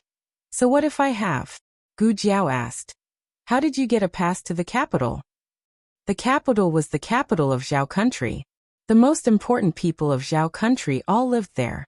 The security was very tight and normal people could not get a pass. For a commoner like Xiao Luleng, unless he passed the provincial examination, it was impossible for him to enter the capital. Then what about you? Xiao Luleng did not choose to directly answer Gu Jiao's question. Instead, he changed the topic and pointed the spearhead at her. What is the matter with your box? Gu Jiao's pupil shrank. Good fellow. He learned to use her secrets to block her mouth. Xiao Luleng walked towards her step by step with his cane and stopped half a step in front of her. Tell me where you got your box, and I will tell you how I got a pass to the capital. This was the first time he was so close to Gu Jiao. His breath fell on Gu Jiao's head. Gu Jiao found that he had not only grown taller. Gu Jiao could feel his youthful aura. It was clean and pure, but not only that, he was slowly growing up. He was about to become a real man. His aura was cold and dangerous, like a ferocious beast bearing its fangs. Gu Jiao blinked and suddenly reached out her little index finger to poke his small chest. Xiao Luleng, I didn't mean. Xue Ningxiang, who had just arrived at the door, covered her face, indicating that she did not see anything. Xiao Luleng in Gu Jiao's posture was indeed a little too intimate. At first glance, she thought that Xiao Luleng had pressed her against the wall and was about to do something to her. It felt good. Gu Jiao poked him again. Xiao Luleng. His chest was filled with the soft touch of her fingertips. Xiao Liulong's beastly aura disappeared, and he went back to the room with red ears. Xue Ningxiang was in a daze. This is the first time I've seen Xiao Luleng like this. What's the matter? Gu Jiao walked over casually. Xue Ningxiang's gaze fell on her face. They were obviously doing something intimate, but why was Xiao Luleng the one blushing and not this girl? Was there a mistake somewhere? However, Xue Ningxiang did not forget about the matter at hand. She handed a metal tablet in her hand to Gu Jiao. This is for you. For me? Gu Jiao took it and found that it was a bronze metal tablet. There were no words on the tablet, only a strange emblem. Yes. Xue Ningxiang nodded and said with some embarrassment. I found this at the place where Xiao Luleng fainted. At that time you were too busy picking him up and didn't notice this in the bushes. I secretly hid it and planned to sell it at the market, but my mother-in-law said that it was neither gold nor silver, so it couldn't be sold for much, so I put it aside. If it wasn't for today. Xue Ningxiang awkwardly skipped the matter of Guo acknowledging his father, which made her so angry that she shook the pillow. It suddenly fell out of the pillow. I forgot that I had seen such a thing. A year ago, Xiao Luleng fainted at the entrance of the village, and it was Xue Ningxiang and Gu Jiao who found him together. Xue Ningxiang went to the village to call for help, and Gu Jiao directly carried him back. When Xue Ningxiang brought people over, Xiao Liulong's figure was long gone. However, Xue Ningxiang saw a heavy tablet left in the bushes. Xue Ningxiang said, I'm not sure if this belongs to Xiao Luleng. Why don't you ask him? Gu Jiao suddenly thought of something. On the first day she transmigrated, Xiao Luleng sneakily rummaged through her room. Could it be that he was actually looking for this thing? Ha ha ha, young man. Let's see who reveals whose secret first. Gu Jiao took the bronze tablet back to her room. She was very sure that Xiao Lulang had touched her medicine chest, possibly last night. Her medicine chest could not be opened by outsiders, but she was confused by the fever last night and forgot to lock it. Did those strange tonic pills and birth control products appear after Xiao Lulang touched her medicine chest? Gu Jiao stared fiercely at the medicine chest. If you dare to make such a mess appear again, I'll burn you. A cold wind blew, and the medicine chest was as quiet as a chicken. After breakfast, Gu Jinyu packed her things and prepared to leave. She had promised Madame Yao that she would burn incense for Gu Sanlang and his wife. Before leaving, she went to see Madame Yao and Marquis Gu. If I go to the village, I should be able to see elder sister, right? I want to see her. Madame Yao did not object. But Marquis Gu was worried that Gu Jiao's temper was too fierce and would bully Gu Jinyu. After all, the two children had some friction before. Marquis Gu had Huangzhong and an experienced nanny accompany her. Gu Yan had been excited the entire night and had only fallen asleep during breakfast. He was now sprawled on the bed, snoring loudly. He was completely unaware that he had missed the opportunity to go to the countryside. Gu Jinyu sat in the carriage. The servant girl and nanny sat in another carriage. Huangzhong led a few guards on horseback to protect Gu Jinyu. On the way, Gu Jinyu lifted the curtain of the carriage window and looked at Huangzhong, who was riding beside her. She said amiably, "Lord Huang, you've seen my elder sister. What kind of person is she?" Of this, Huangzhong could not say. An unfilial daughter with a violent temper who pressed the marquis to the ground? Huangzhong clenched his fists and coughed a few times. "Although I've seen eldest miss, I haven't spoken to her." Gu Jinyu smiled regretfully. "Me too. I haven't spoken to her seriously. If I had known that she was my elder sister, I would not have treated her that way. I'm so foolish. I don't even recognize my own elder sister." Huangzhong thought. "She's not your biological daughter. Of course you don't recognize her. Look at the young master. Didn't he get close to eldest miss after just one time? It's not the same whether you're her biological daughter or not." He did not dare to say these words. Currently, the matter of the two daughters had not spread in the manor. Only he and his masters knew the truth. But the truth could not be concealed. It all depended on how the marquis and madam told the outside world. Huangzhong had been here several times and had already heard all the news in the village, including the location of Gu Sanlang and his wife's grave. Gu Sanlang had died a violent death. According to the village rules, he was not allowed to be buried in the ancestral grave. His grave was very far from the Gu family's treasured land. Madame Su was buried next to him. It was said that Madame Su had requested it before she died. The carriage stopped at the entrance of the village. The procession was rather grand. In addition, the fairy-like Gu Jinyu had come. It inevitably attracted the attention of the villagers. Gu Jinyu had brought along an aide, and was accompanied by a respectable maid and granny. The villagers had never seen a daughter of a wealthy family from the city. Their eyes could not move. "Miss, be careful of your steps." The village roads were not easy to walk on. Huangzhong was afraid that this delicate daughter would trip and fall. Gu Jinyu held on tightly to the maid's arm. This kind of bumpy dirt road was really a waste of her wealthy feet. After the group of people walked away, the villagers began to discuss. "Who are they?" "I don't know them. That man seemed to have come to our village a few times and asked around about the Gu family. Look, they're heading towards Gu Sanlang's grave." Could it be the Su family? The Gu family did not have such respectable relatives. The villagers could only guess that it was the Su family. Madame Su was not from the village. Her family was better off than the Gu family, and could be considered half a city dweller. But after Madame Su passed away, the Su family had cut off all ties with the Gu family. When Gu Jinyu arrived at the grave, she saw a person standing at the grave. She was dressed in coarse hemp, and had a slender figure. She wore a bamboo hat and carried a small basket on her back. Sis, Gu Jinyu asked tentatively.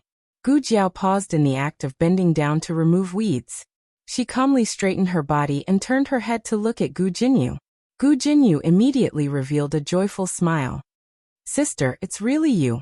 Gu Jiao glanced at her strangely. She ignored her and continued to bend down to remove weeds. Ever since Gu Jiao had discovered that there was a lot of weeds at the grave on the anniversary of Gu Sanlang and his wife's death, Gu Jiao had regularly come over to remove weeds. Gu Jinyu was ignored, but she did not back down. She let go of the maid's hand and walked towards Gu Jiao. However, her pair of exquisite embroidered shoes simply couldn't walk on the path of the tombstone, and she almost sprained her ankle. Miss, be careful. The young maidservant and the old maid both supported her. I'm fine. Gu Jinyu glanced awkwardly at Gu Jiao and motioned for them to let go. After that, she became more careful. She lifted her clean skirt and came to Gu Jiao's side. She extended her hand to Gu Jiao. Sister, let me do it. I'm not your sister. Gu Jiao said. You can't do it either. This kind of dirty work was not something a spoiled young lady could do. Gu Jiao would only use a shovel if she needed one. She would directly do the weeds that she did not need. Gu Jinyu copied her and reached out to pull the weeds. The result was obvious. The maid and granny did not know the truth, but the servants of the manor always knew the rules. They would not ask about things that they should not ask about. But although they did not ask, they were very curious. This little village girl was so arrogant. Their miss had lowered herself to call her sister. Not only did she not appreciate it, she even gave their miss a hard time. You can leave first. Gu Jinyu ordered. The maid and granny retreated 3 feet away. You can leave too, Gu Jinyu said to Huang Zhong. Huang Zhong, who was pulling weeds, clapped his hands and also retreated far away. Only Gu Jiao and Gu Jinyu were left on the grave mound. Gu Jiao continued to pull weeds as if no one else was around. Gu Jinyu placed the straw mat and paper money she had brought on the ground. She burned the paper money with a match and knelt on the straw mat, kowtowing 3 times to Gu Sanlang and Madame Su. After that, Gu Jinyu maintained her kneeling position. As she burned the paper money, she murmured, I heard that they were good people when they were alive. They were very good to sister. Gu Jiao finally reacted. She said calmly, Does calling them father and mother burn your mouth? Gu Jinyu choked. Gu Sanlang and Madame Su were very good parents. If they knew that the child was swapped, they would be very sad. They would want to hear their biological daughter call them father and mother. Gu Jiao glanced at her. You don't have to burn paper money. I can still afford to burn this little bit of paper money. Gu Jinyu lowered her head and said in a low voice, Sister, do you hate me? I know it's my fault. I stole your identity, stole your parents, stole everything that should have belonged to you. You should hate me. I don't blame you. Gu Jiao ignored her. The person who had everything stolen from her had already passed away. Furthermore, it was not appropriate to steal. Gu Jinyu was innocent. She was also the one who had been swapped. She did not hate her, nor did she like her. This person had nothing to do with her. Gu Jinyu did not understand Gu Jiao's thoughts. She only felt that Gu Jiao was blaming her. It was understandable. After all, she had taken advantage of her. She said sincerely, Sister, don't worry. I won't fight with you. You are the eldest miss of the Marquis' household. When you return to the Marquis' household, I will move the courtyard out and return it to you. But father and mother have raised me for so many years. Sister, please allow me to be filial to father and mother. Gu Jiao was a little irritated. Are you done? If you are, hurry up and leave. Gu Jinyu pleaded. Sister, come back to the Marquis' household with me. I'm not going back. Sister, what will it take for you to be willing to go back with me? Tell me. I'll agree to anything. Gu Jiao looked at her and smiled faintly. Including you leaving the Marquis' household with nothing? Gu Jinyu's expression froze. The latest chapter of this book is not finished yet. For more exciting content, please scan the QR code below to download the app. Novels are updated even faster. Millions of novels are free to read. Novels with connotations that cannot be found online are all available here. https://www.zhhbqg.com/89642_896422826/115612040 HTML Genius memorized this website's address in 1 second. www.zhhbqg.com Bikugo mobile reading website.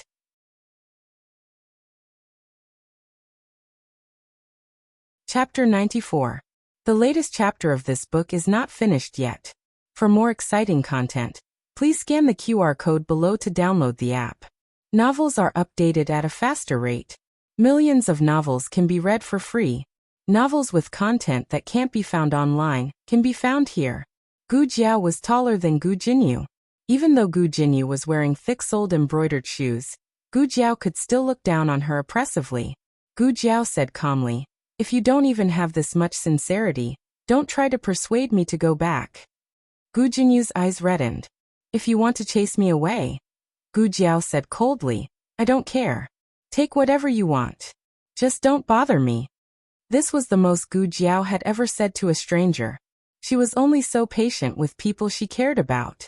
After that, Gu Jiao used her strength to demonstrate what it meant to treat Gu Jinyu as heir.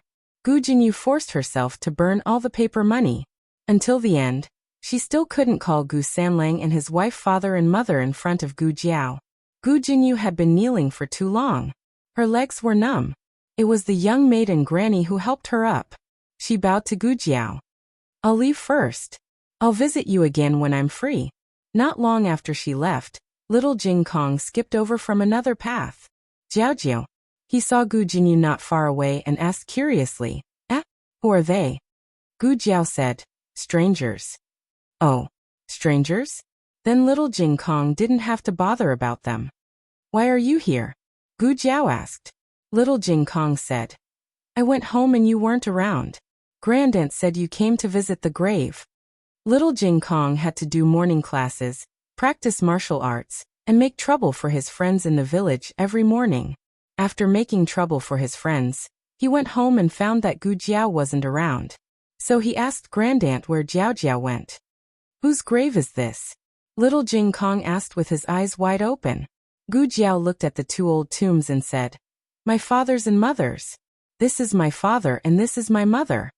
Little Jing Kong put his hands behind his back, tilted his head and thought for a while. If they are Jiao Jiao's parents, then they are also Jing Kong's parents. Little Jing Kong said as he knelt down and kowtowed to Gu Sanlang and Su Shi. He kowtowed especially sincerely. His head was knocked into the ground, and he even called out for his parents. His voice was childish, but his little face was solemn. His little body knelt in front of the desolate grave, and people couldn't help but tear up. An adopted child could behave like this, but as her own biological child, she could not even call them father and mother. Gu Jinyu felt a little stifled in her heart, as if she had been slapped in the face. "Miss, are you all right?" The young maid sensed that something was amiss with Gu Jinyu. Gu Jinyu closed his eyes. "I'm fine. Let's go home." "Yes." Gu Jinyu and the others got on the carriage and returned to the mansion. On the other hand, Gu Jiao and little Jing Kong walked back together after clearing the weeds on the grave. "Jiao Jiao, have you recovered from your illness?" Little Jing Kong held Gu Jiao's hand and asked. "Yes, I'm fine." Gu Jiao nodded. Her fever had subsided, which was good news for her. As for the scab on her wound, it was a common occurrence, so she didn't take it to heart. Little Jing Kong heard Gu Jiao say that she was fine, so he believed that she was really fine. He cheered excitedly. "I just talked to my parents." "Oh, what did you say?" When Gu Jiao was weeding, she did hear the little guy mumbling, but she didn't know what he was mumbling about. Little Jing Kong raised his chin and said proudly, "I asked my parents to bless Jiao Jiao so that she won't fall ill again. My parents must have heard it, so they let Jiao Jiao recover from her illness." Gu Jiao thought, "Is that possible?" Little Jing Kong firmly believed that Gu Sanlang and his wife had shown up in the netherworld. Obviously, he was the one who made them show up, so it was actually his effort, not his bad brother-in-law who brought the medicine back. He could be said to be a little monk who was constantly fighting with his brother-in-law for favor. After Gu Jinyu left the village, she hurried back to the villa. She had just reached the town when she realized that something was missing. "Stop," she ordered. The coachman stopped the carriage by the street. Huang Zhong rode on the horse and asked, Miss, what happened? Gu Jinyu rummaged through her sleeves and purse carefully and frowned. I dropped something. What did you drop? Huang Zhong asked. A letter, Gu Jinyu said. Then I'll ask them to come over and help you look for it. Huang Zhong called the young servant girl and Granny from the carriage behind over, and helped Gu Jinyu search through the carriage. In the end, they searched through the cabinets and chests, but could not find what Gu Jinyu had lost. Is it a very important letter? Huang Zhong asked. Yes. Gu Jinyu nodded. It was a letter that Consort Shu had written to her. There was a question in it. It was originally meant for the princes, but Consort Shu's son, the fifth prince, could not solve it, so he sent a letter to Gu Jinyu. Gu Jinyu was exceptionally smart, much better than the fifth prince's study companions. Since young, she had always secretly solved the fifth prince's questions and said that the fifth prince had done it himself. The emperor did not know the truth and really thought that the fifth prince was smarter than the other princes. The emperor doted on Consort Shu, and it had something to do with the fifth prince. Hence, Consort Shu especially valued Gu Jinyu. The question this time was set by the emperor himself. It was said that it had stumped all the princes. Everyone in the country of Zhao knew that their emperor did not like poetry and eight-legged prose. He loved to study arithmetic and astronomy. In the letter, Consort Shu had repeatedly instructed Gu Jinyu to help the fifth prince solve the question, and she had to do it quickly. Whoever could solve this problem first would be able to please His Majesty. Gu Jinyu carried the question with her every day. Whenever she was free, she would solve it. But the question set by the emperor was too difficult. She had racked her brains and many geniuses had barely solved half of it. But even if it was only half, she had only managed to solve it after a huge amount of calculation. Today, she had lost the result of all her hard work. Gu Jinyu felt suffocated. She was afraid that she would go crazy if she had to calculate it from the beginning again. Gu Jinyu pressed her chest and said, "Could it have been left in the village? I was kneeling there and burning paper money just now. It might have fallen out of my sleeve at that time." Little Jing Kong held Jiao Jiao's hand and skipped home. Gu Jiao went to cook while he went to feed the chicks, shovel the chicken droppings and clean up the chicken coop. However, before he even started, he discovered something. He looked down at something stuck to his heel and blinked strangely. He bent down to pick it up. It was a small folded envelope. There was no name on the envelope. He opened the envelope and took out the letter inside. There was still no name or signature on the letter. It was a large piece of white paper filled with numbers. This seems to be a question. Little Jing Kong looked confused. This was a field that he had never studied before, so he did not know how to solve it. More importantly, why did it appear at his feet? He was very sure that his shoes were clean before he went out. Could it be? Father and mother gave it to me? The more little Jing Kong thought about it, the more he felt that this was the case. Father and mother must have heard his prayer and responded to him. He thought for a moment, put the letter into his pocket, and ran into the kitchen. He squatted down and looked at the soles of Gu Jiao's shoes. Gu Jiao was confused by his look. "What are you looking at?" Little Jing Kong shook his head like a rattledrum. "Nothing. Nothing." Father and mother did not leave a letter for Jiao Jiao. They only left a letter for him. Jiao Jiao did not talk to father and mother just now. He was the only one who spoke. Little Jing Kong was more certain that this letter was written to him by father and mother in the netherworld. But because he did not tell father and mother about his learning level, father and mother overestimated his ability. In order not to disappoint father and mother, little Jing Kong decided to ask for help. Little Jing Kong returned to the kitchen with a pen and paper. "Jiao Jiao, I don't know how to solve this question." When little Jing Kong went down the mountain, he brought with him a lot of Buddhist scriptures and some strange questions that were said to be set by his master. His master did not solve some of the questions, but he did not solve some of the questions. When Gu Jiao saw this question, she did not think much about it. She just thought that it was a question left by his master.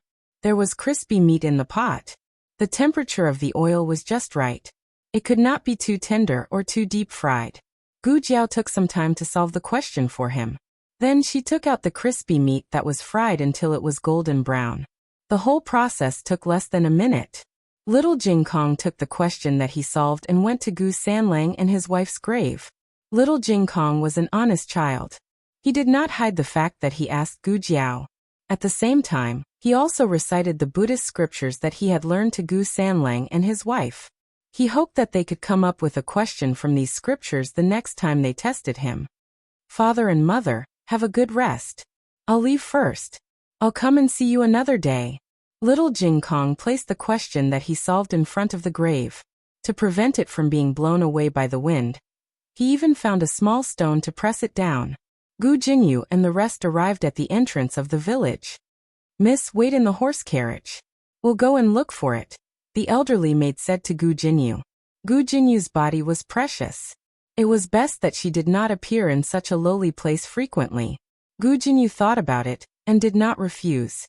The elderly maid, the young maid, Huang Zhong and the rest went along the road to look for it. You guys look here. Lu, and I will go to the grave to take a look. After the elderly maid finished speaking, she brought the young maid to Gu Sanlang and his wife's grave. The young maid suddenly pointed at a stone on the ground.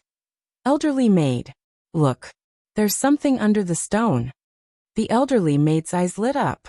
She hurried forward to remove the stone, only to find that there was only a pile of burning ashes and a piece of paper money that was not completely burned under the stone. That's right. On the way back, little Jing Kong suddenly remembered something. The paper money for his parents had to be burned before they could receive it. It was the same for the question. Hence, he turned back and burned the question that he had solved. This way his parents could receive it. I'm really a clever little devil. Digression. Little Jing Kong, quick, praise me. Praise me. Praise me. Oh, asterisk, asterisk. Oh, the latest chapter of this book is not finished yet. For more exciting content, please scan the QR code below to download the app. Novels are updated at a faster rate. Millions of novels are free to read. All the novels that you can't find online are available here. https://www.zhbqg.com/89642_896422826/115580472. HTML Genius memorized this website's address in a second. www.zhbqg.com Bikuj mobile reading website.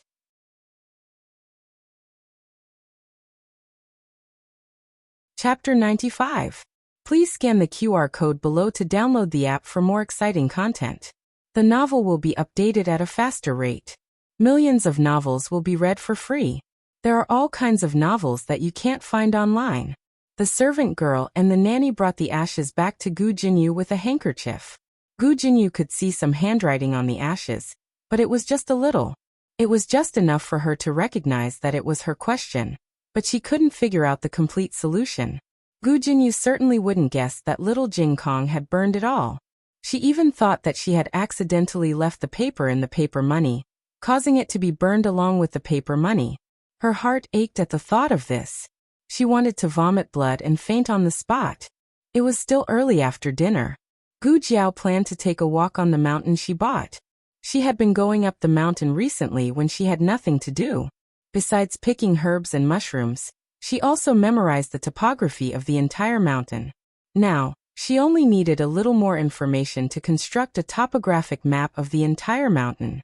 Little Jing Kong heard that she was going up the mountain. He tilted his head and asked her, "Can I go with Jiao Jiao?" Gu Jiao thought for a while and said, "Do you want to go back and see your master and senior brothers?" "Mainly, I want to stay with you. But that's fine too."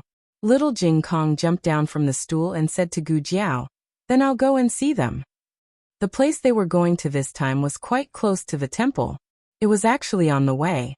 Gu Jiao carried a small basket on her back. Little Jing Kong looked envious, so Gu Jiao made him a small basket too. The small basket contained the gifts he brought for his friends. There were vegetarian meatballs fried by Gu Jiao. There was osmanthus cake, bought by Gu Jiao. There were wild fruits, picked by Gu Jiao. Little Jing Kong carried the same small basket as Gu Jiao's, and was very proud. He went to his grandmother's house to show off, then went next door to show off in front of Xuaningxiang and Go Hua. Then the siblings went up the mountain. Little Jing Kong might be young and small, but he could endure more hardship than most children. He had to walk such a long way to the other side of the mountain, but he still persisted. On the way up the mountain, he kept running forward with Gu Jiao following behind him unhurriedly. When they were halfway up the mountain, he finally ran out of energy and collapsed on the steps like a little salted fish. Gu Jiao carried little salted fish or Jing Kong up the mountain. At the entrance of the temple, little Jing Kong, who had recovered his strength, waved at Gu Jiao. Jiao Jiao, go ahead. I'll look for Jing Fan, Jing Xin, and Jing Shan myself. Yes. Gu Jiao watched little Jing Kong enter the temple and greet a monk warmly. He even called him senior brother Jingchen. Only then did she feel relieved, and went to measure her own mountain. She spent a lot of money to buy this mountain, but the more she went there, the more Gu Jiao felt that it was worth it. There were so many wild herbs and beasts all over the mountain, and they all belonged to her. She was probably lucky today. She dug up 2 ginseng along the way. They were not very big ginseng, but they were enough to make chicken soup. For some reason, Gu Jiao suddenly remembered the trap she set in the forest. However, no one should be so unlucky this time. Unexpectedly, just as this thought flashed through her mind, there was a movement in the forest. It seemed that something really fell down. Over there was the trap she set. It can't be so coincidental. Gu Jiao raised her eyebrows. Maybe it was a big worm? A wolf would be fine too. Gu Jiao was full of expectation to harvest her prey, but when she went there, she took a look. This time it was a person again. Gu Jiao was a little confused. She set traps to catch wild beasts. Why was it always a person who fell into her trap? However, this time it didn't seem to be an ordinary person, but a monk. He was wearing a grayish-white monk's robe, and had a slender figure. He was holding something in his arms. His wrist bone was exposed outside his sleeves, and it was as white as jade. Perhaps because he heard the movement on the ground, he raised his head, and an unworldly face entered Gu Jiao's line of sight. This monk had a pair of long and narrow peach blossom eyes, and there was a mole under his right eye. She couldn't tell how old he was, but he looked very young. Gu Jiao sighed inwardly. In this world, even monks were so beautiful? Could it be that the monsters in the forest had turned into spirits and came here to charm women like her? Gu Jiao looked at him warily. He curved his thin red lips and smiled. Young benefactor, can you pull this poor monk up? His voice was also very pleasant to the ears. There was a kind of ethereal feeling that came from a deity. Gu Jiao thought for a moment, then took out a rope from her basket and pulled him up. Only then did Gu Jiao realize that he was holding a white and tender little rabbit in his arms, and in the trap he had just been in, there was the corpse of a venomous snake lying there. Gu Jiao looked at the poisonous snake, then looked at the little rabbit in his arms.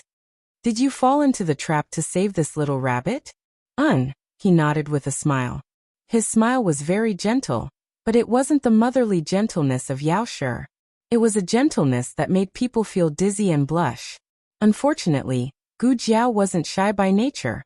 Because he was handsome, Gu Jiao looked at him a few more times. However, Gu Jiao's heart was very calm.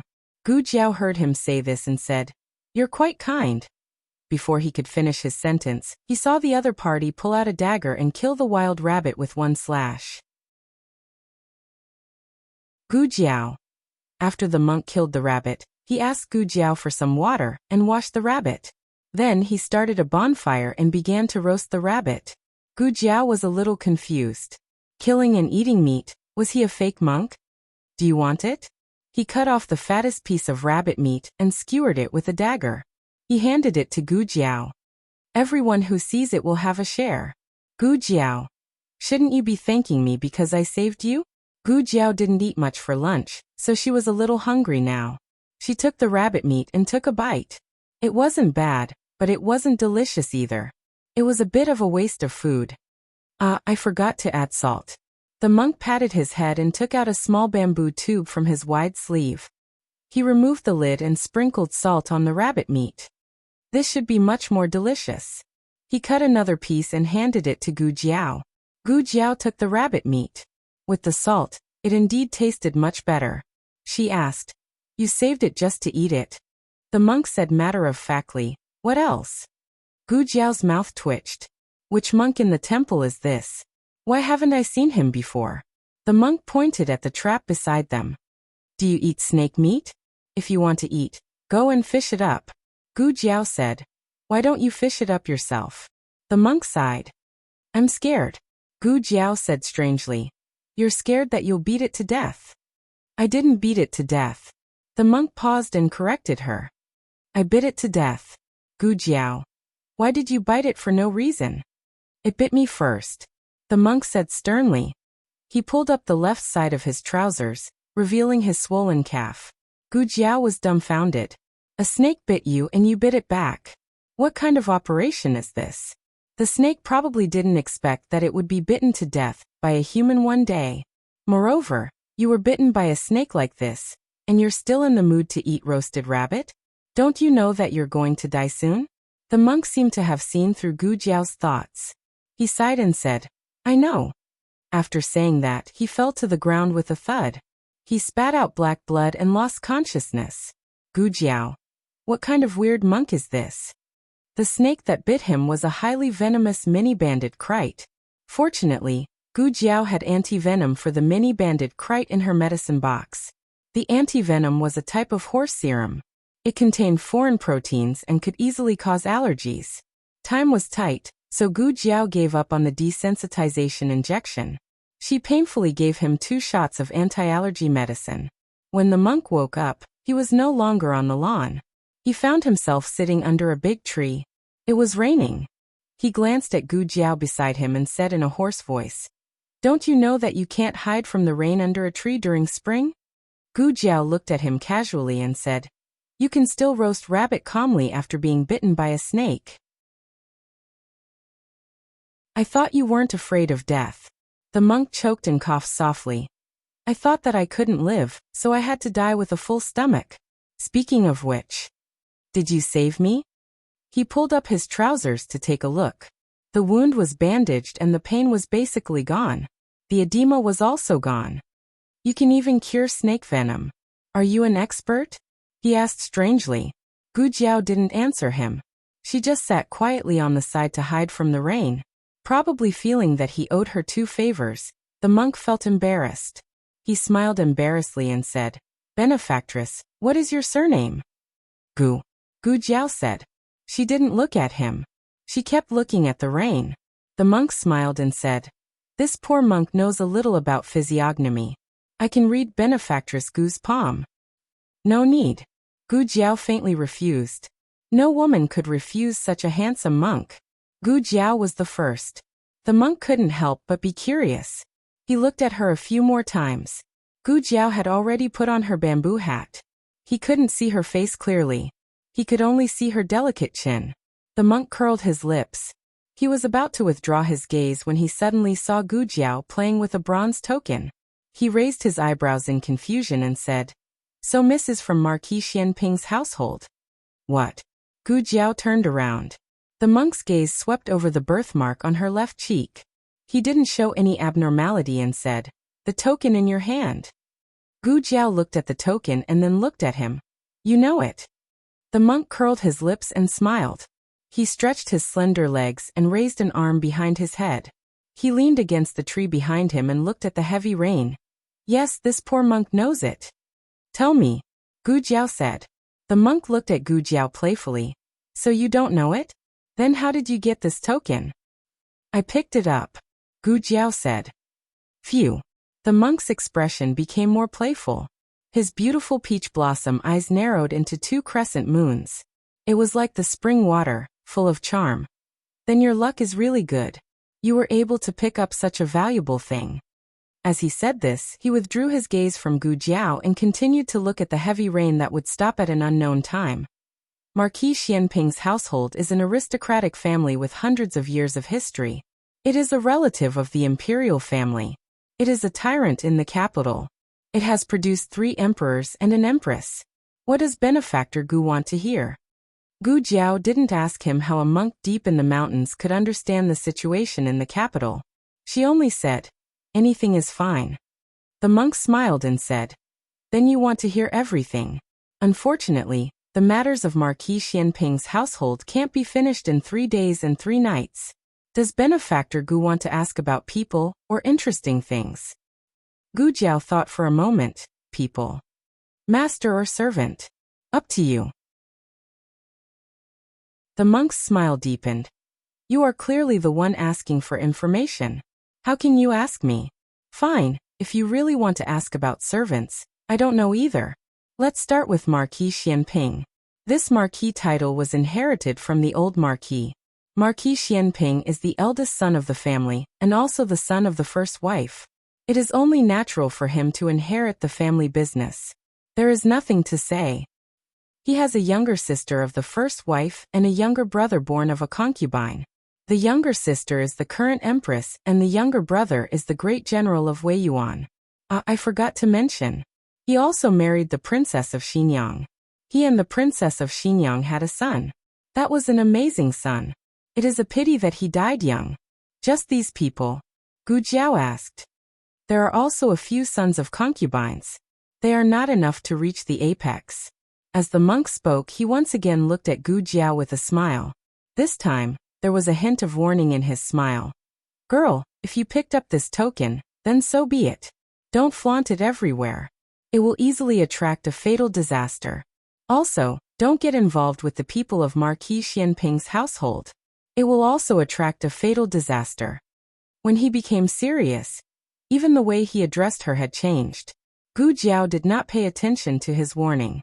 She was never a person who would allow others to judge the risks. However, this Marquis Xianping's household sounded very powerful. Why would Xiao Lulang have the token of Marquis Xianping's household? What was his relationship with Marquis Xianping's household? Then if... Gu Jiao was halfway through her words when she suddenly realized something. Turning her head, she discovered that the monk who was chattering beside her had suddenly disappeared. What was even more bizarre was that Gu Jiao did not know when he left. Gu Jiao had been in this strange world for so long, and this time she had really met an expert. Gu Jiao looked at the place where the monk had just sat. There was a word written with a finger. Xiao. Gu Jiao pondered.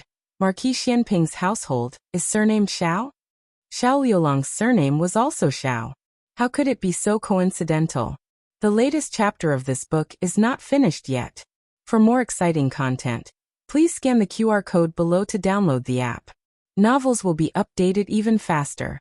Millions of novels will be read for free. Novels with connotations that you can't find online are all available here. https://www.zhhbqg.com/89642_8964226/115578200. HTML Genius memorized this website's address in 1 second. www.zhhbqg.com Bikugo mobile reading website.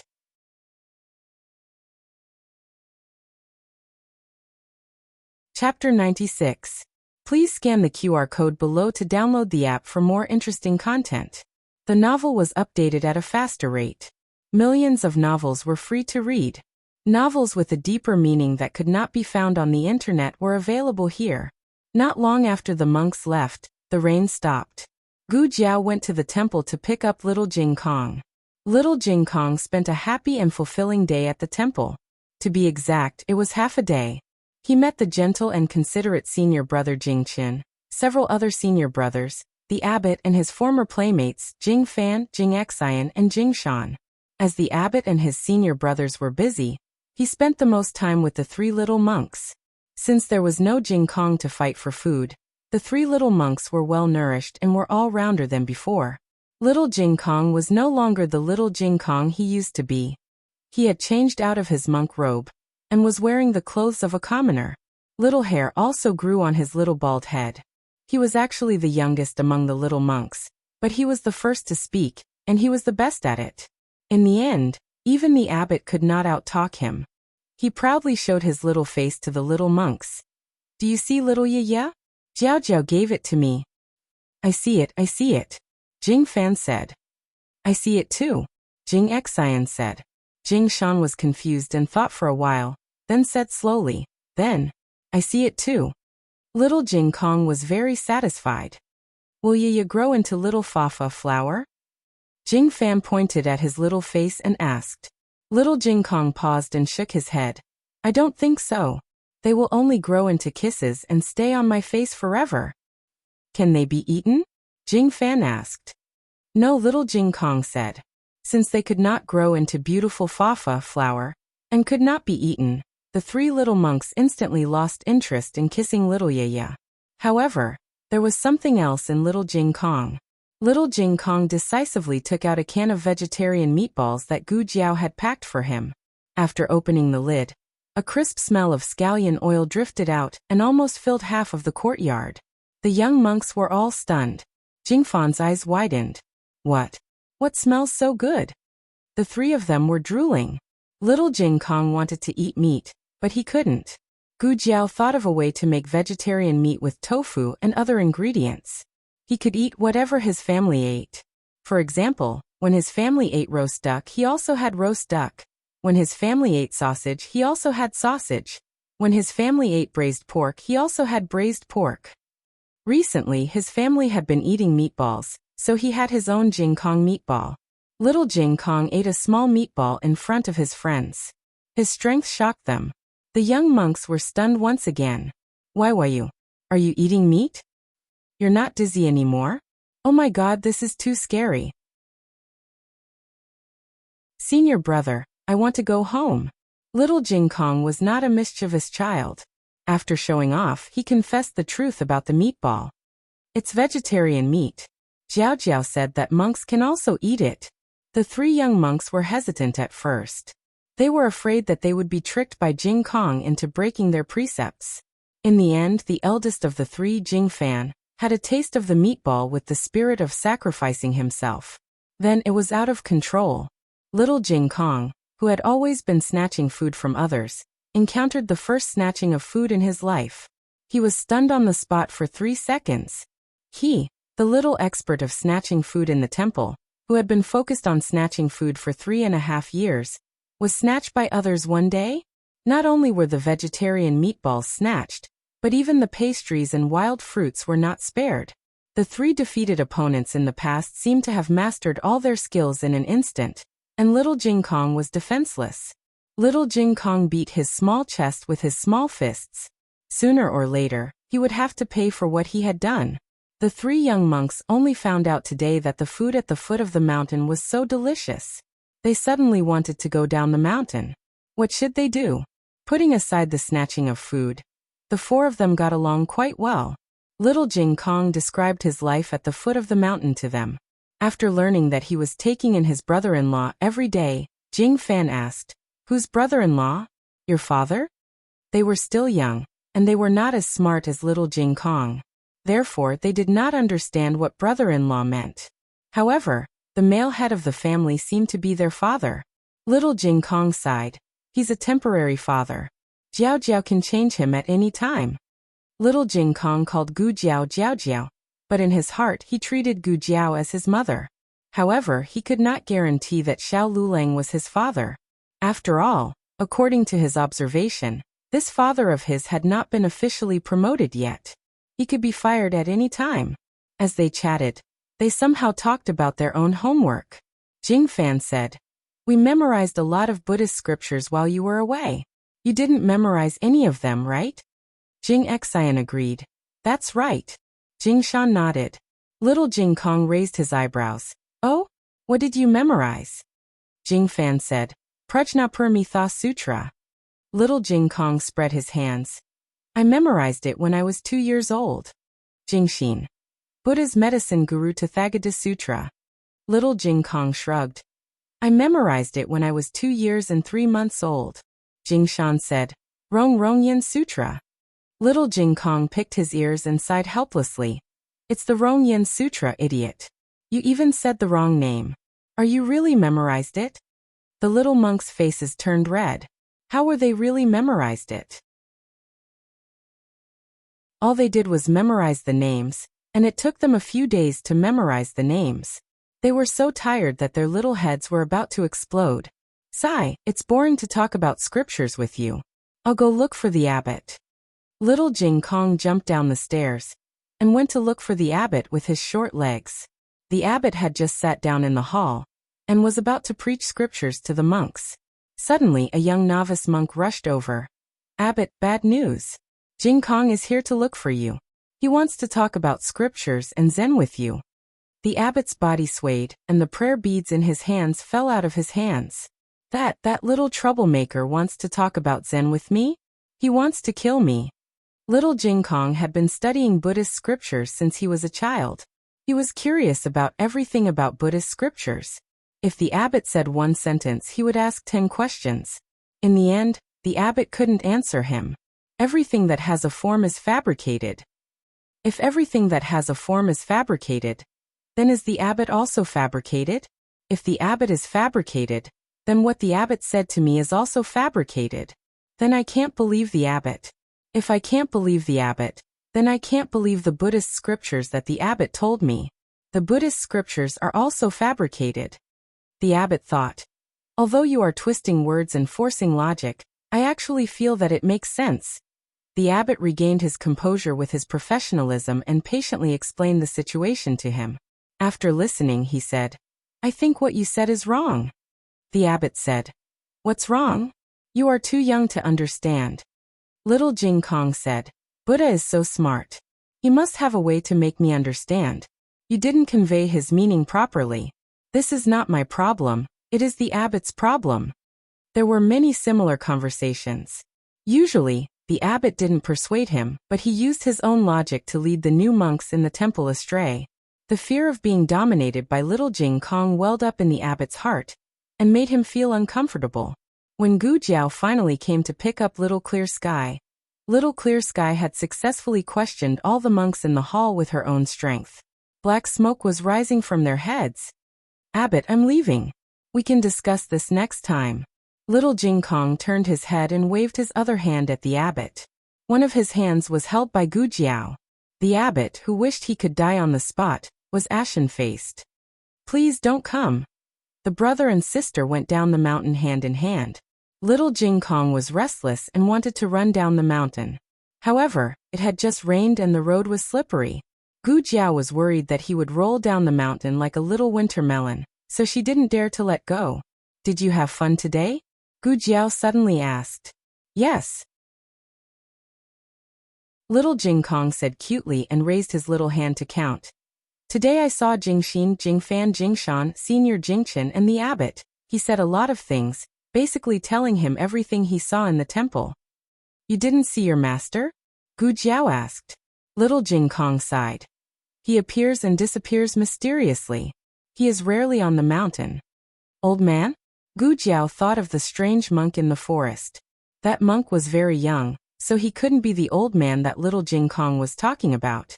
What Gu Jiao didn't know was that Little Jing Kong was only referring to his own age. His master was actually not that old. He was more than 20 years younger than the abbot. Gu Jiao asked again, "Then are there any good-looking monks in the temple?" "The best-looking ones." That monk was almost as good-looking as Xiao Lulang. There was probably no other monk like him in the world. "Yes." Little Jing Kong raised his head solemnly and pointed at himself. "Me." Gu Jiao was speechless. Gu Jiao said, "Except for you." Little Jing Kong said firmly, "Then there's no one else. I'm the best-looking monk in the world. Except for me, no one else is good-looking." His master wasn't good-looking either. Because his master said that he was the best-looking monk in the world, Little Jing Kong thought that he was the best-looking monk, so he would never admit that his master was good-looking.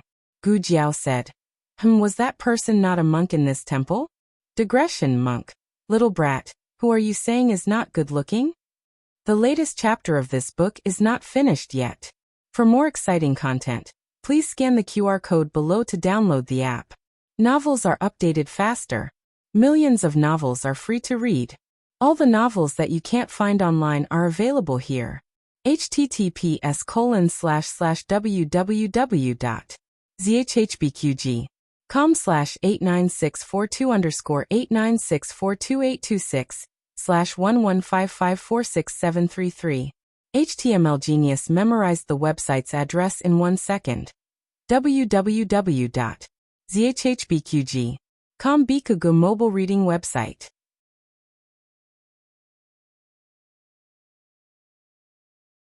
Chapter 97. The latest chapter of this book is not finished yet. For more exciting content, please scan the QR code below to download the app. The novel will be updated more quickly. Millions of novels will be read for free. There are all kinds of novels that can't be found online. When Gu Jiao and little Jing Kong went down the mountain, Xiao Lulang had already returned from the academy. Gu Xiaoshan had been living in the academy recently. First, he had completely fallen out with the Gu family. Second, he was obsessed with the knives that Xiao Lulang brought him. Every night, he would carve in the dormitory by the light. As for Xiao Liulang's safety, he didn't have to worry about it. Recently, second Uncle Luo sprained his ankle, so his son De Zhuang drove the ox cart. De Zhuang had a close relationship with Gu Xiaoshan, so he promised to take good care of Xiao Lulang. Xiao Lulang was carrying buckets of water into the house. It was obvious that he was struggling. His legs were inconvenient, so Gu Jiao rarely let him do this kind of heavy work. Gu Jiao walked over and took the wooden bucket from him. "Let me do it." "I can do it," Xiao Lulang said. "You go and make a fire. I'll cook later." Gu Jiao didn't give him a chance to refuse. She decisively took the wooden bucket, carried it with a shoulder pole, added another bucket, and turned to the entrance of the village to fetch water. Little Jing Kong patted his small chest and said, "I also want to help Jiao Jiao to fetch water." After that, he found his personal tools in the backyard, a mini shoulder pole and 2 mini wooden buckets. He imitated Gu Jiao and carried them on his small shoulders, and valiantly went to fetch water.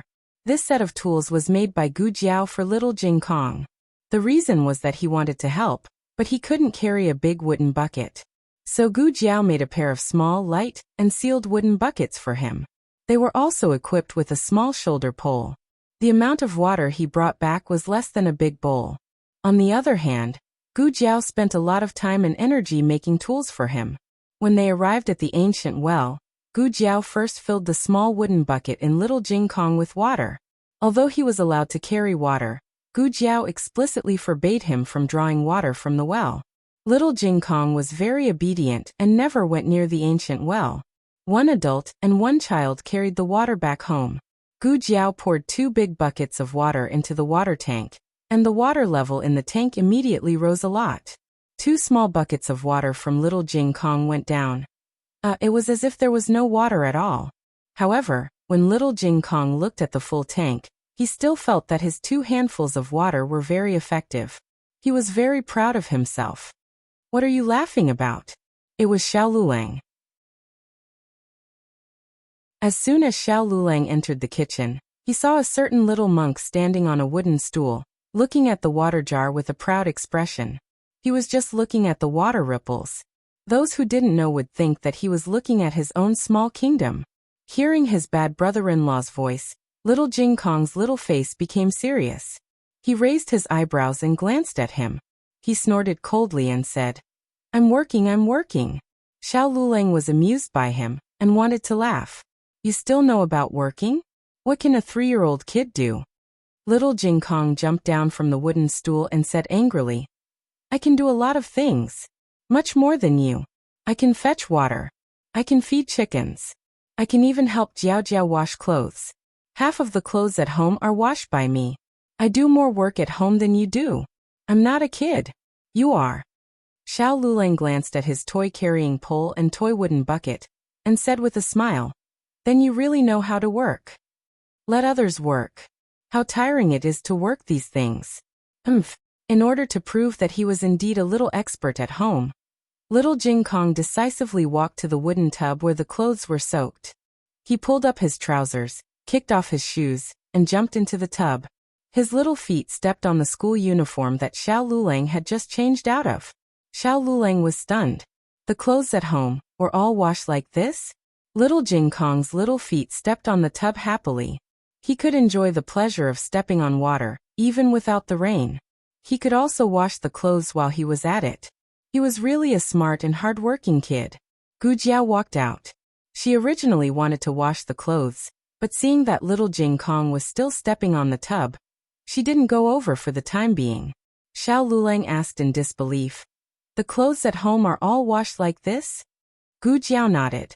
Not only the clothes, the salted vegetables that you eat every day are also stepped on by him. Xiao Lulang was instantly speechless. Haha. Gu Jiao burst out laughing. She rarely laughs so hard, but Xiao Liulang's expression, which looked like he had swallowed a fly, really hit the funny spot of her 2 lifetimes. I'm lying, she said. Why would I let him step on the salted vegetables? Xiao Lulang secretly heaved a sigh of relief. That's good, that's good. Gu Jiao continued. He's so weak he can't step on the salted vegetables well. Xiao Lulang was once again speechless. Isn't it because the salted vegetables can't be eaten? If that's the case, when the little monk becomes stronger in the future, won't he be able to step on the salted vegetables for me to eat? The scene was so beautiful that Xiao Lulang couldn't bear to look at it. Gu Jiao bent over laughing. Phew, phew. Little Jing Kong was tired and sweating after stepping on the salted vegetables. He went back to his room to drink water. Only then did Gu Jiao walk forward to wash the clothes that had been wrinkled by him. Little Jing Kong wanted to work, so Gu Jiao never discouraged his enthusiasm. At most, she would clean the clothes again every time he finished.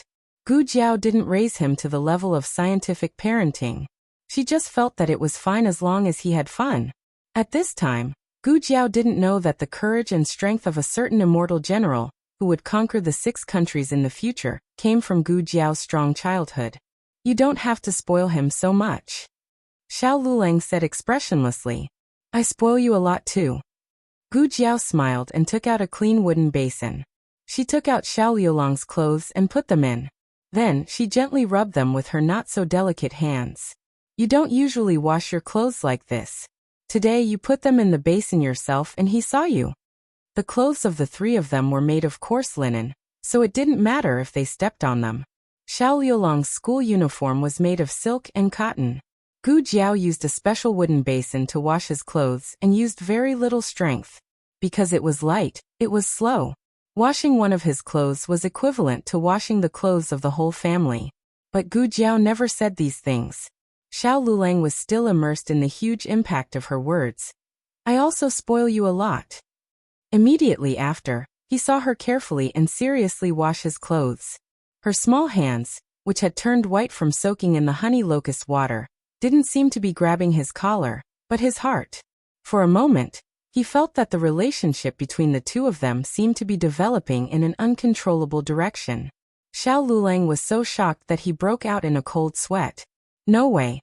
They were only husband and wife in name. There would be a day when they would have to part ways. The 2 of them definitely couldn't have anything that shouldn't happen between them. During dinner, Xiao Lulang sat on the bench.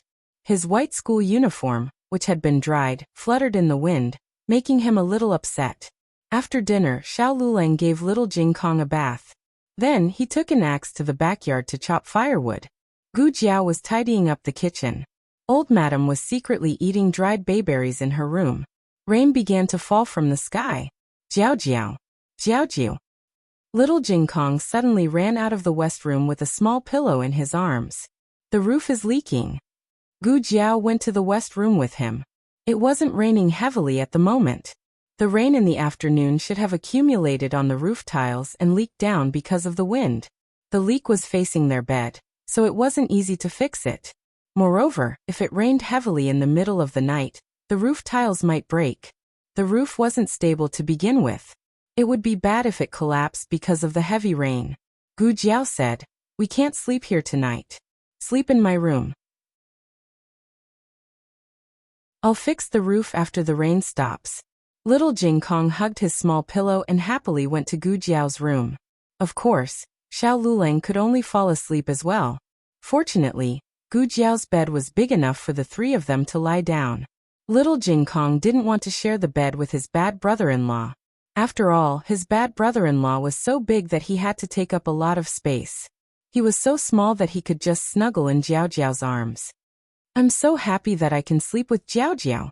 Little Jing Kong lay down on Gu Jiao's bed happily as he wished. He spread himself out. He was covered with a Jiao Jiao quilt, lying on a Jiao Jiao mattress, Jiao Jiao pillow, Jiao Jiao pillow, Jiao Jiao Jiao Jiao. Little Jing Kong was so excited that he rolled around on the bed. Suddenly, The door was pushed open and a demonic palm reached out towards him, grabbing his waistband and lifting him up. Little Jing Kong was so shocked that his hands and feet fluttered. "Great aunt," the old lady said, "you'll sleep with me tonight." Little Jing Kong, "I don't want to." "Old madam, you want it." Little Jing Kong, "Why?" The old lady said, "For my little great-grandson." Old madam mercilessly took the little guy back to her room. Little Jing Kong's dream was shattered just like that. First, he had an unreasonable brother-in-law, and now, he had an even more unreasonable great-aunt. His life was so miserable. When Gu Jiao and Xiao Lulang finished their respective tasks, Little Jing Kong had already exhausted all his energy in the battle of wits and courage with the old lady. He tilted his head and started snoring. Gu Jiao didn't say anything. She took a shower and went back to her room to lie down. She had been tired the whole day, so she fell asleep very quickly. After a while, she started to breathe evenly. When Xiao Lulang came back after his shower, she had already fallen asleep on the pillow. An oil lamp was left on in the room for him.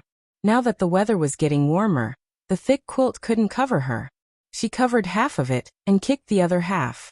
Xiao Lulang hesitated for a moment, then walked over and pulled the quilt up for her. Then he extinguished the oil lamp and slowly lay down beside her. At first he had his back to her, but his body would easily become numb after a long time. So he turned around. But what he didn't know was that Gu Jiao also turned around and moved her head to rest on his pillow. His lips rubbed against her face without warning.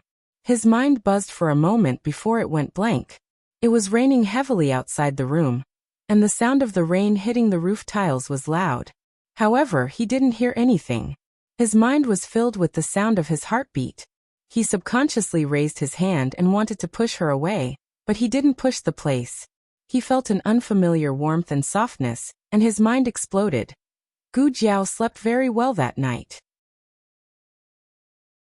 Perhaps it was the effect of the golden sore medicine and the herbs that Xiao Lulang brought back.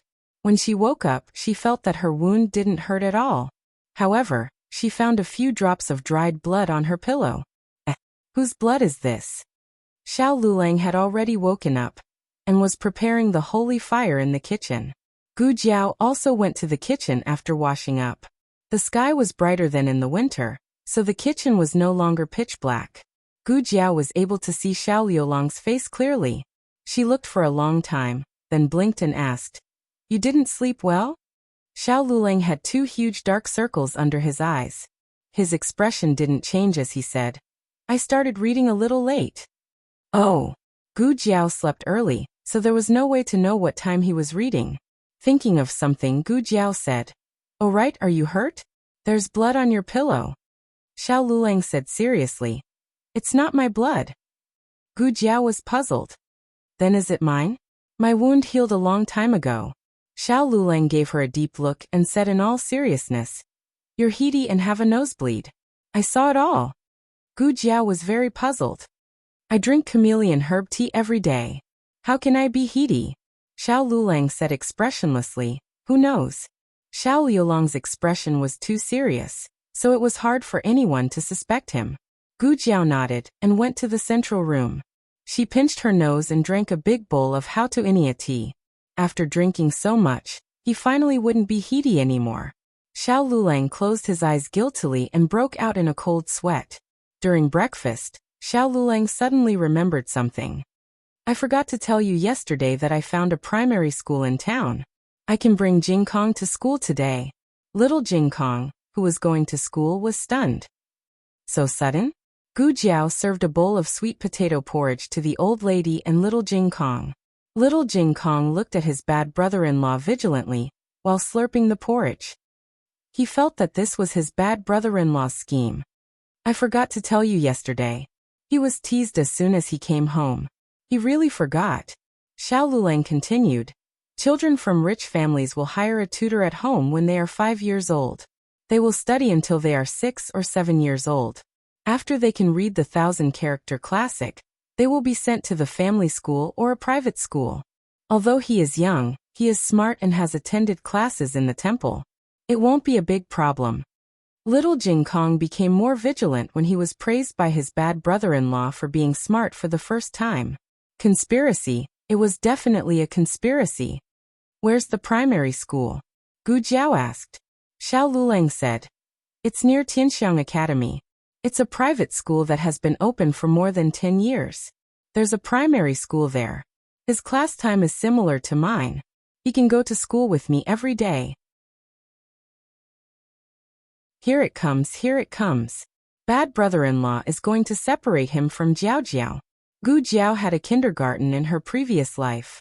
Therefore, she was very receptive to 3-year-old children going to school. When Gu Jiao was not at home, little Jing Kong was a loudspeaker spirit. He would blabber all day long. Although the old lady suffered from it, she was happy to see him go to school. Gu Jiao turned to little Jing Kong and asked, Jing Kong, do you want to go to school? No. Little Jing Kong was careful. If he said that he did not want to go to school, wouldn't he become a school-weary child? Bad brother-in-law really knew how to set a trap for him. Fortunately, he was smart. Little Jing Kong said cutely, If I go to school, Jiao Jiao won't see me for a day. Gu Jiao patted his little head and said, It's okay. I'll send you to school in the morning and wait for you at the village entrance at night. If I'm free, I'll go to the private school to pick you up. At this point, little Jing Kong wouldn't be a sensible child if he continued to refuse.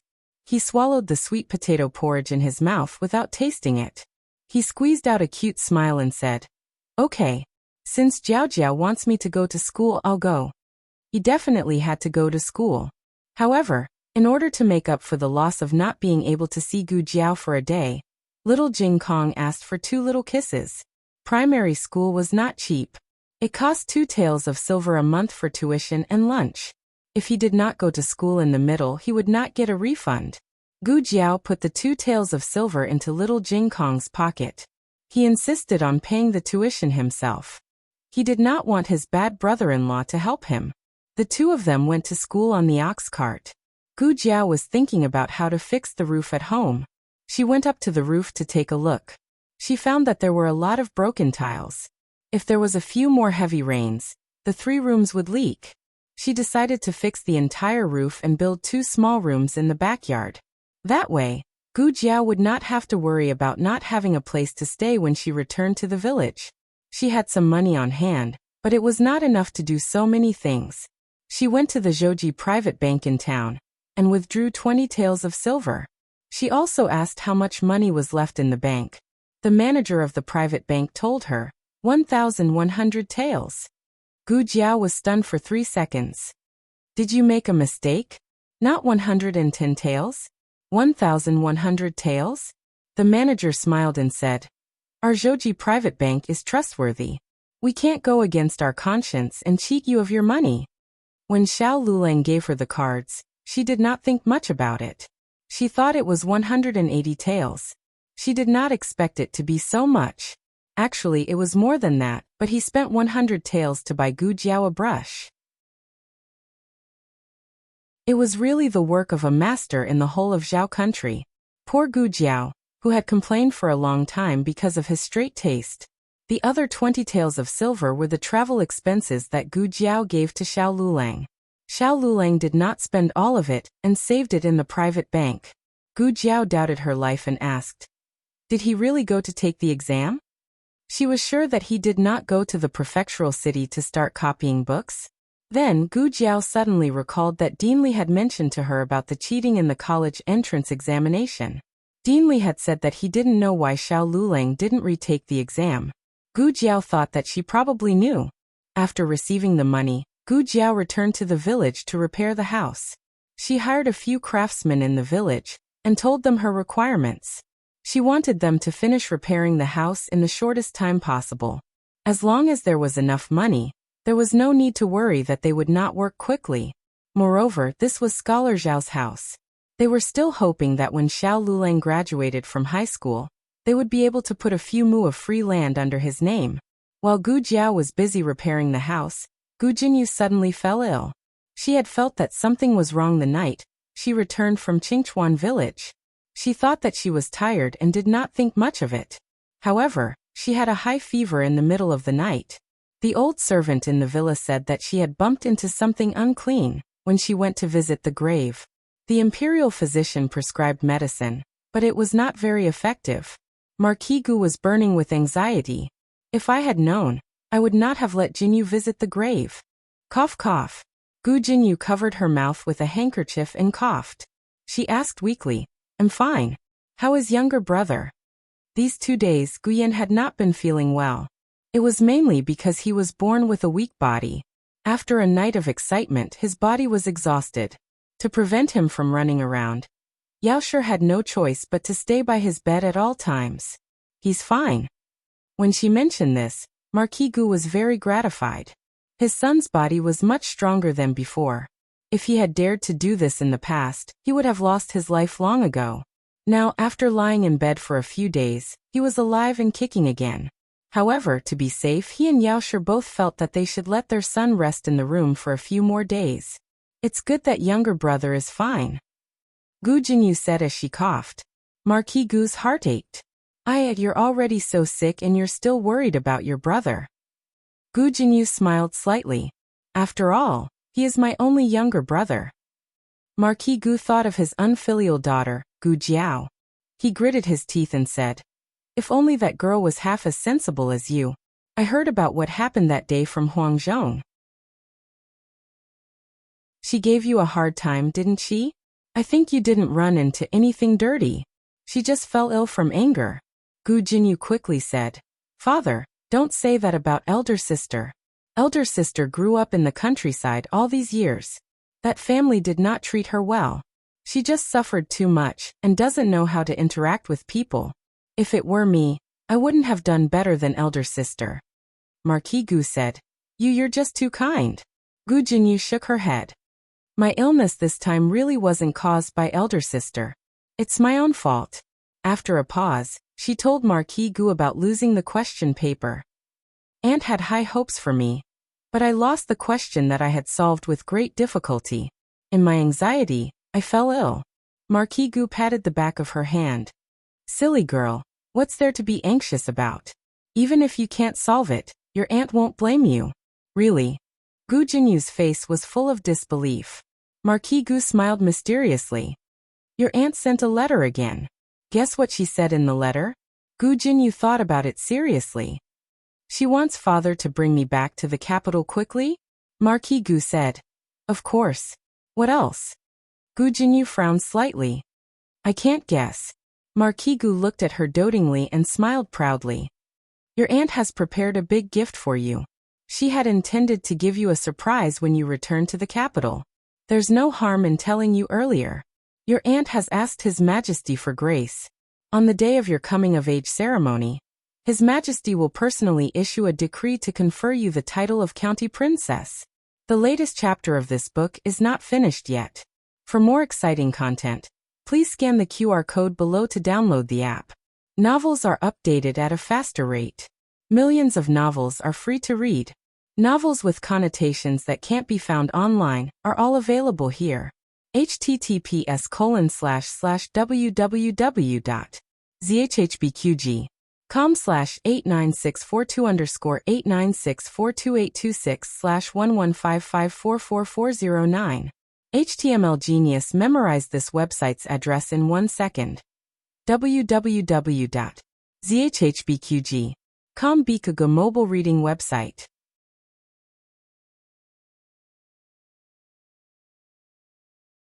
Chapter 98. The latest chapter of this book is not finished yet. For more exciting content, please scan the QR code below to download the app. The novel is updated even faster. Millions of novels are free to read. Novels that can't be found online are all available here. In a room filled with the smell of medicine, Yaoshe was guarding her son's bed. She was so tired that she leaned against the bedpost and fell asleep. Guyan quietly opened his eyes and sneakily looked at Yaoshe for a while. He reached out his slender hand and waved it in front of Yaoshe's eyes. After confirming that Yaoshe was really asleep, he smiled wickedly. He slowly pulled back the quilt and tiptoed out of bed. Growing up, he was used to calling the wind and drinking the rain. This was the first time he was so careful. It was quite refreshing. Gu Yan sneaked out of the room like a thief. Yao Shi's body swayed. Gu Yan was so scared that he almost fell ill. Fortunately, Yao Shi did not wake up. She straightened her body and went back to sleep. Shi Yi, the maidservants on duty outside, had been lured away by the secret guards. He only needed to walk out of the courtyard to meet up with them. Unexpectedly, he was caught by Yuya, as soon as he walked into the front yard. Yuya was holding a newly sewn quilt. She looked at him strangely and said, "Young master, what are you doing? Didn't the madam tell you to lie down on the bed? Why did you come out without wearing your shoes?" Gu Yan cleared his throat. "Would you believe me if I said that I came out for a walk?" Yuya's face darkened. She held the quilt with one arm and put her other hand on her waist. "Are you thinking of running away again?" Gu Yan blinked guiltily. Yuya glared at him. "You really want to run away?" "No. You can't go out." Gu Yan's dangerous eyes narrowed. His murderous aura instantly overflowed. "Do you believe that this young master won't kill you?" Yuya faced death calmly and said, "Even if you kill me, I won't let you go out." Gu Yan helplessly held his forehead. This girl was stubborn. She would rather die than submit. Back then, she had spoken up for Gu Jiao. Now she was blocking him in the backyard. Gu Yan would rather break than bend, but that was in the past. Now that he was going to meet the most important person in his life, he didn't care about his pride anymore. Gu Yan's murderous aura a moment ago had turned into a Sichuan opera performance in a second. He put on a weeping expression and looked at Yuya with an aggrieved expression. His appearance was as pitiful as it could get. If he howled again, Yuya would think that he was possessed by a puppy. Little young master. What's wrong with you?" Yuya could not handle such a weak and easily bullied young master. Gu Yan bites her red lips, feeling wronged. "I just want to go out and get some fresh air. Just for a while."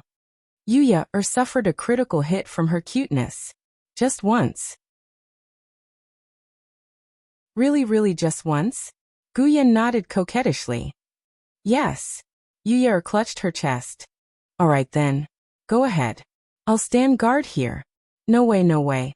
If she stayed any longer, she would reach out and rub the young master's head. Gu Yan successfully deceived Yuya. The moment he left the courtyard, his expression turned cold and the corners of his lips curled up wickedly. He successfully arrived at the small garden and met up with the hidden guards. The hidden guards brought him out of the residence and into the carriage that had been prepared beforehand. They sped towards Qingchuan village.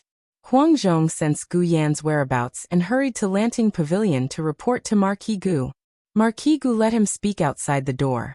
Huang Zhong said, "Little young master slipped out of the residence. It seems that he went towards the town." "Town?" Marquis Gu frowned. Gu Jinyu looked at his father and said, "Father, did younger brother go to look for elder sister?" "He most likely went to look for her." Marquis Gu knew that he could not keep his son locked up, so he was not too surprised by this outcome. "Then do you want to find younger brother and bring him back?" Marquis Gu shook his head. "You know his character very well. Other than your mother, who can stop him?" To put it bluntly, in the entire residence, Gu Yan only gave face to Madame Miao. If he sent people to capture him, there would only be two outcomes. One was that they would be defeated by Gu Yan's hidden guards, and the other was that Gu Yan would be angered to the point of collapsing. Marquis Gu waved his hand. "Forget it, let him be. In any case, that girl would not bully Gu Yan." Besides this, he had another consideration. The siblings were close. Perhaps Gu Yan could make that girl return to the Marquis's residence willingly if he made an appearance. It was not that he desperately wanted to acknowledge that girl, but Madame Yao and Gu Yan both liked her very much. He could only accept her. It was just past noon, and there were not many people on the streets. The carriage arrived at Qingchuan village without any obstructions. Recently, there had been a lot of carriages coming to the village, and the villagers were already used to it. However, when they saw a young master who was as beautiful as jade alight from the carriage, they were still shocked. Gu Yan had a clean and pure temperament, as if he was a piece of refined jade without any impurities. The most handsome person in the village was Xiao Lulang, followed by Gu Das Hun. However, there was still a world of difference between the two. The difference between this young man and Xiao Lulang was not big. It could even be said that there was almost no difference. The villagers' eyes were fixed on him. This. Which family's young master is this?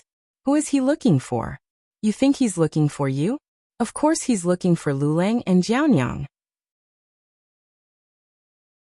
The villagers who were fetching water at the entrance of the village began to banter with each other. If it was in the past, such a noble person would definitely come to the Gu family. However, old Master Gu suddenly stopped being the village chief a while ago. Madame Wu said that old Master Gu was old and could no longer take care of the villagers, so she took the initiative to resign. However, there were rumors in the village that they had offended someone, and were punished by that person. As for who they had offended, the villagers guessed that it was Xiao Liulang's family. Xiao Lulang had passed the examination to become a government official, and his grades were even better than Gu Dashuan's. The county magistrate thought highly of him, so it was not surprising that he would punish the Gu family for him. Gu Jiao's family had recently been renovating their house. They had built 2 new large brick houses, which had just been completed this morning. Gu Jiao and the craftsmen were currently moving the newly added furniture into the new houses. When they finished moving the last wardrobe, Gu Jiao felt that someone was coming from behind her. The man poked her lightly on the shoulder. With Madame Yao as an example, Gu Jiao was no longer so paranoid. She calmly turned around and saw Gu Yan, who was about to poke her a second time. Gu Yan did not expect her to turn around so quickly, and was immediately stunned. That dazed and bewildered appearance was very similar to that of the little puppy in the countryside residence. Gu Jiao chuckled. You're here? Gu Yan returned to his senses and smiled. And I came to see you. Gu Jiao looked at his sweaty appearance and could roughly guess how anxious he had been on the way here. She pointed to the chair in the central room. Sit down, I'll go pour you a cup of tea. Gu Yan sat down on the chair. Gu Jiao went to the kitchen to pour him some hot tea. He began to look around the room. Gu Yan, who had lived a life of luxury since childhood, had never been to such a dilapidated residence. Not to mention the Marquis Fu. Even the woodshed in the mountain villa was much larger than this place. Gu Yan's initial excitement gradually cooled down, and he felt a great heartache. His heart was truly in pain. The fetters of the twins made his heartache for Gu Jiao more than anyone else. When Gu Jiao came over with a large bowl of hot tea, Gu Yan suddenly hugged her waist and pressed his head tightly against her stomach. Ever since he was 3 years old, he had never been this intimate with Yao Shi. But in this moment, his heart was in extreme pain. Gu Jiao was a very observant person when she was on a mission, but she was a bit slow on a normal day. However, there was a person in this world who did not need to guess or think to be able to feel his emotions. This was probably the reaction of the twins. He was feeling heartache for her. Gu Jiao placed the tea bowl on the table and gently patted his head. I'm very good. Gu Yan buried his face in her body. A tear suddenly fell from the corner of Gu Jiao's eye. Gu Jiao strangely wiped it with her index finger and said to Gu Yan, Oh, you're crying? I'm not. Gu Yan denied in a choked voice. Gu Jiao patted his head and gestured for him to look at the tears on her fingertips. You're crying.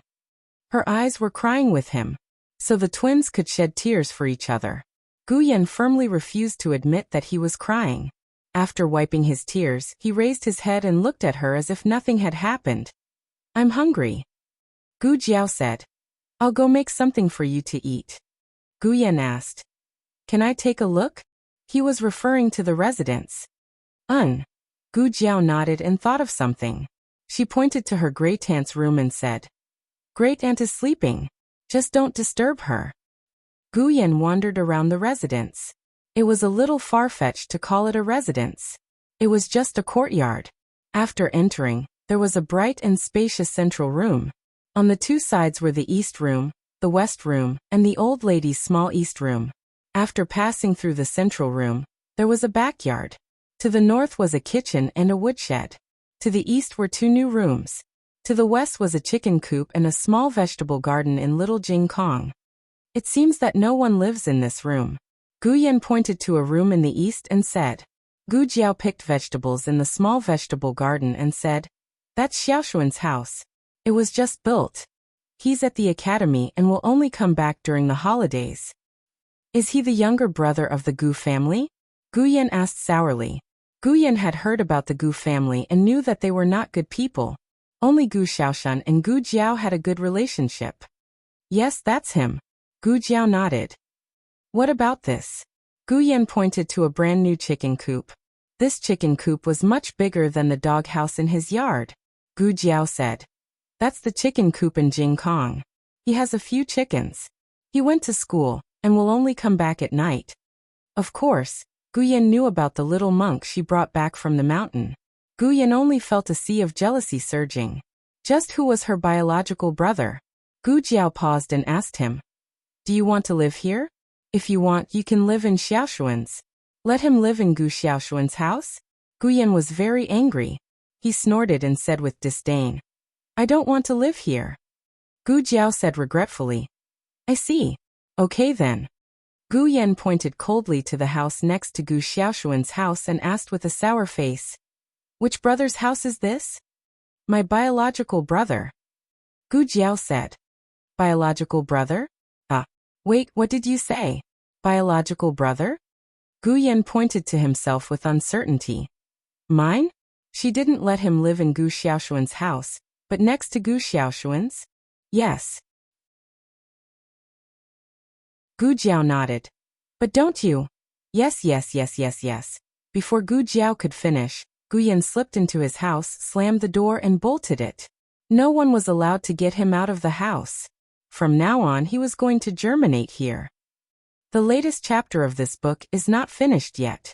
For more exciting content, please scan the QR code below to download the app. The novel is more complete and updated faster. Millions of novels are free to read. There are all kinds of novels that you can't find online.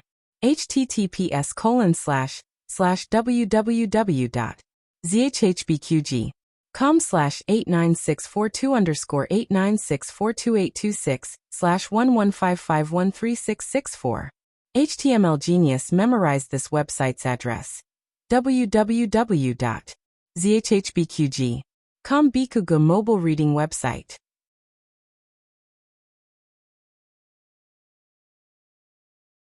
Chapter 99. The newest chapter of this book is not finished yet. For more exciting content, please scan the QR code below to download the app.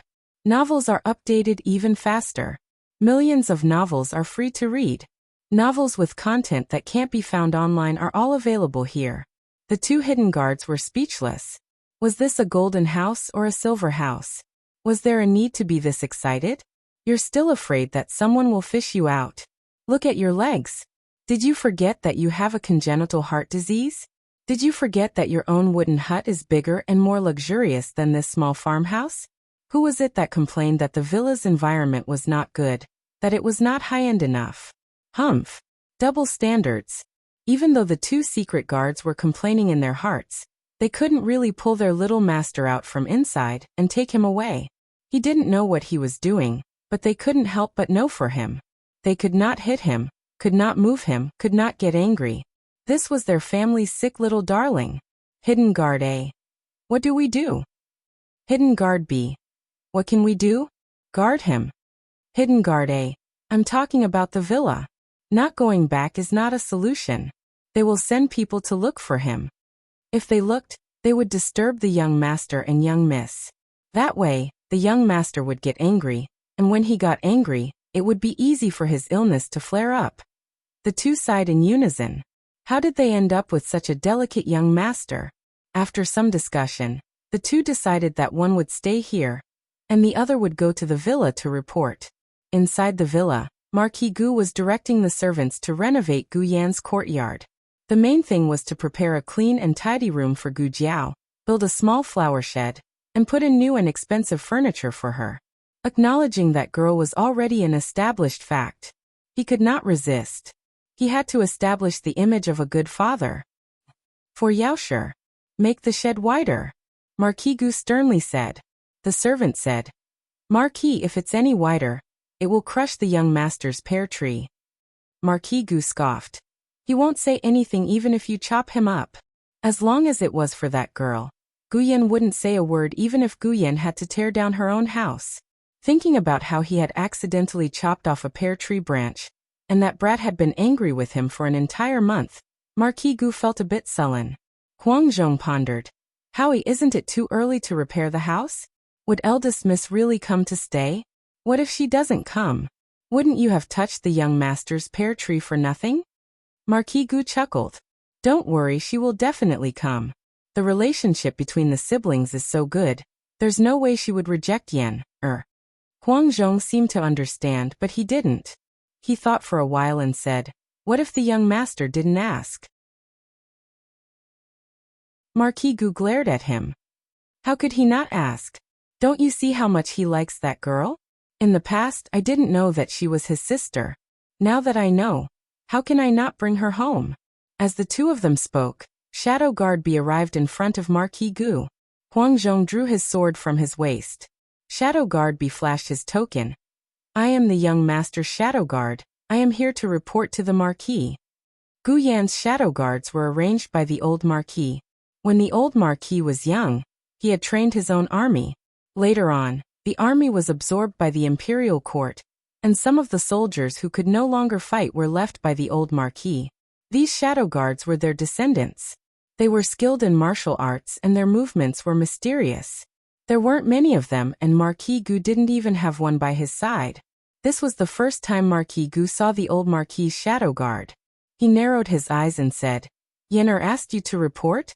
Why? Do I have to make preparations in advance, just to bring back a servant girl? Shadow Guard B said. Marquis Gu misunderstood. The young master didn't ask me to come. The young master didn't have time to care about me. I am here to tell you that the young master won't be coming back. Well, what? Who won't be coming back? Marquis Gu suspected that he had heard wrongly. Shadow Guard B also suspected that there was something wrong with his ears. He thought for a while and said clearly, your son Gu Yan. Marquis Gu was stunned. Why won't he be coming back? Shadow Guard B calmly said, he's staying at the young Miss house. He paused, worried that he didn't hear clearly and said word by word, it's your daughter Gu Jiao. Marquis Gu exploded. I don't need you to say it. I know it's that girl. Shadow Guard B looked at him strangely. It's really strange. When I said the young master, you didn't realize it was your son. When I said the young miss, you realized it was that girl. Aren't you being too biased? Marquis Gu. I can't believe it. I can't believe it. Do you understand? Shadow Guard B didn't understand. It wasn't taught in the assassin course. Marquis Gu was so angry that his heart hurt. I told you to kidnap that girl back. Who told you to be kidnapped by that girl? The news quickly spread to Yao Shi's side. Yao Shi had already moved back to Gu Yan's courtyard. Actually, she had woken up not long after Gu Yan left. Sure enough, she still couldn't keep an eye on her son. Yao Shi helplessly shook her head. She didn't let her son go out not because she was worried that her son's body wouldn't be able to take it. She was also worried that her daughter hadn't fully digested her past, and if her son suddenly went to find her, she would be troubled.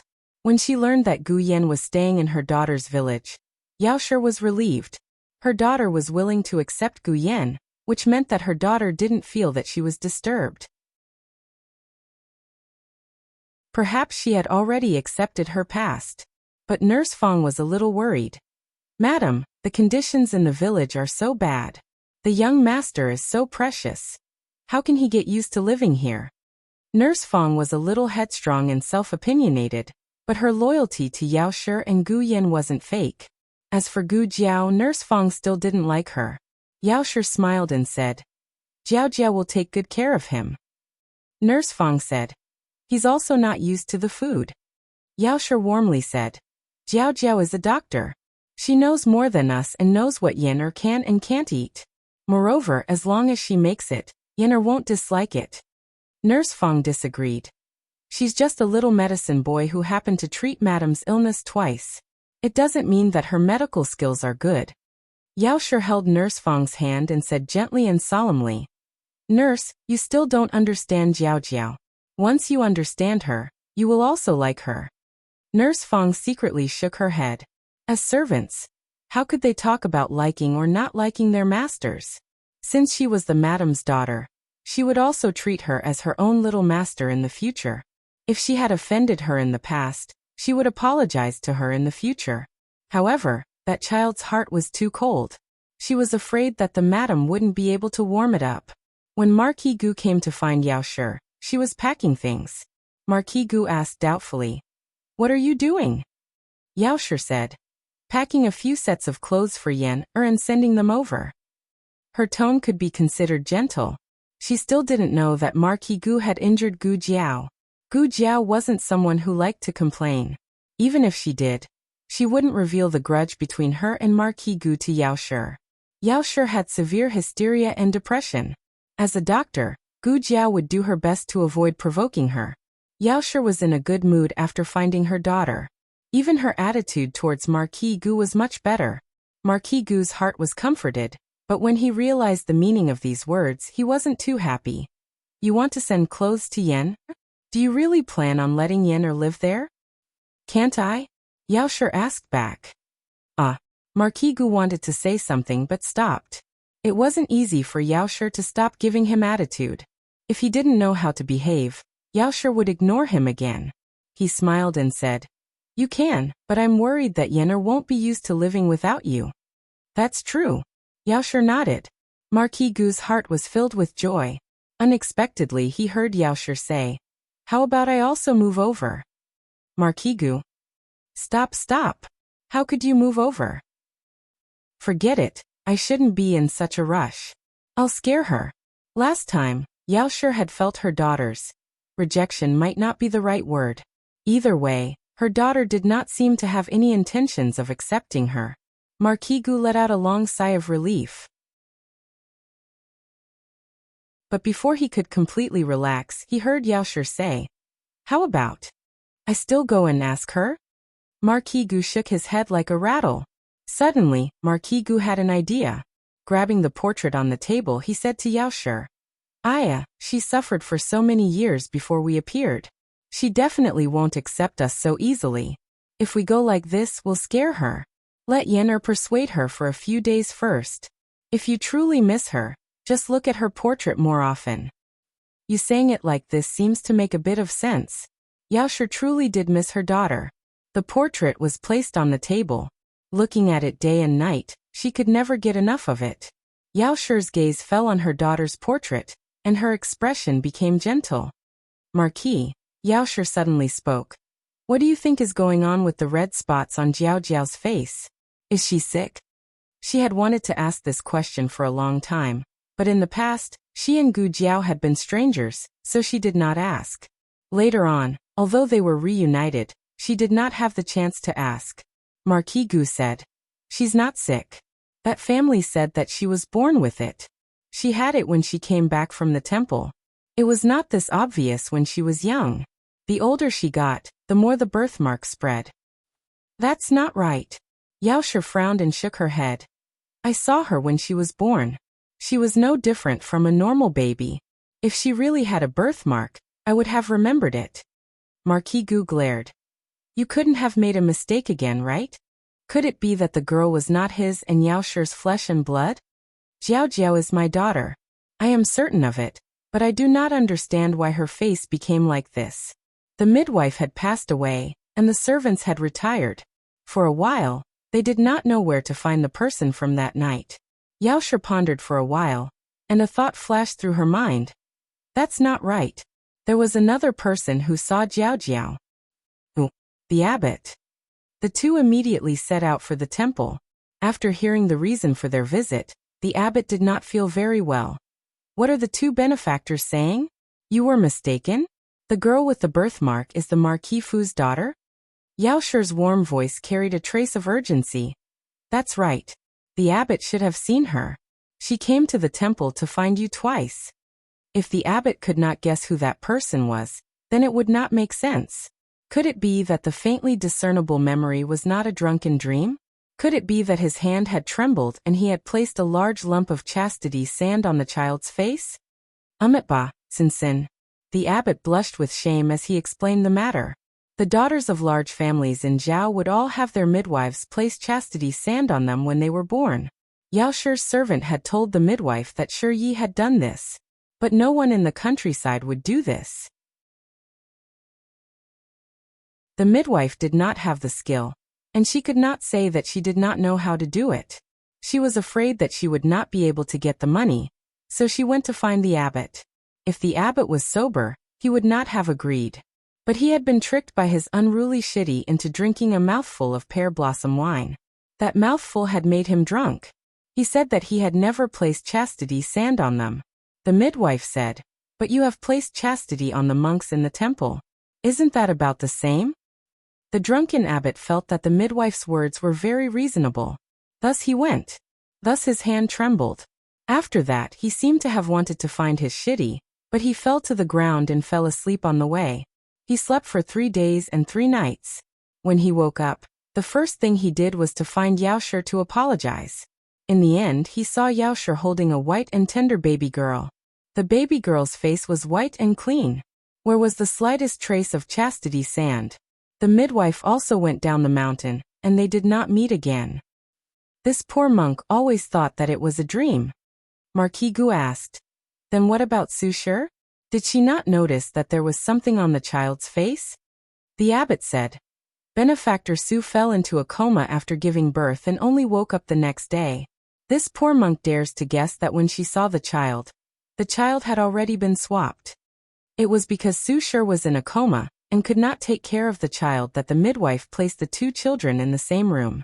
Gu Jiao was born first, and Gu Jinyu was born 2 to 4 hours later. The child used swaddling clothes from Yao Shi's side, so at first glance, it was easy to confuse. The midwife had also been present, but she had to go to the latrine because of a stomachache. When she returned, the chastity sand had already been placed. Although they could not ask the midwife for confirmation, it was not difficult for Yao Shi and the Marquis to guess what had happened. The child's chastity sand had been placed on the child's face.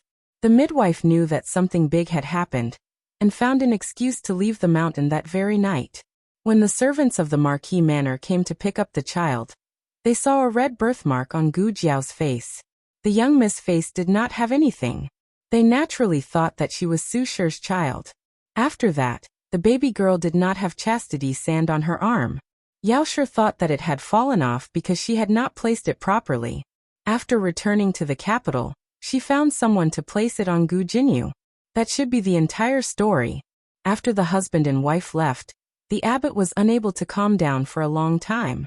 With a cold expression, he went to his junior brother's courtyard and found a certain monk who was lying under a tree and basking in the sun without a care for his image. He angrily told him about the mistake. "Do you know that you caused me to make a big mistake?" The monk took off the sutra covering his face, revealing a handsome face that was both enchanting and charming.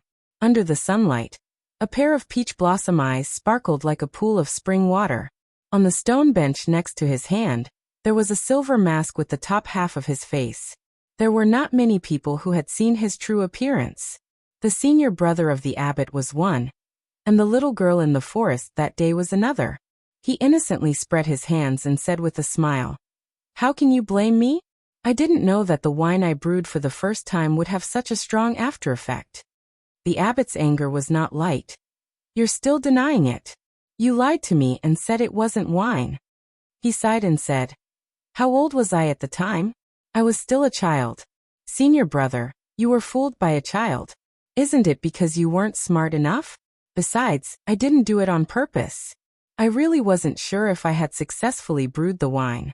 I was a child and couldn't drink, so I could only ask senior brother to try it first." The abbot was furious. "Are you asking me to try the wine or the poison?" The monk said innocently, "Cough, senior brother, don't expose me. Save me some face." The abbot was about to die of anger. Also, who would call himself a child at the age of 12? Jing Kong is like you. That's why they can torment people so much.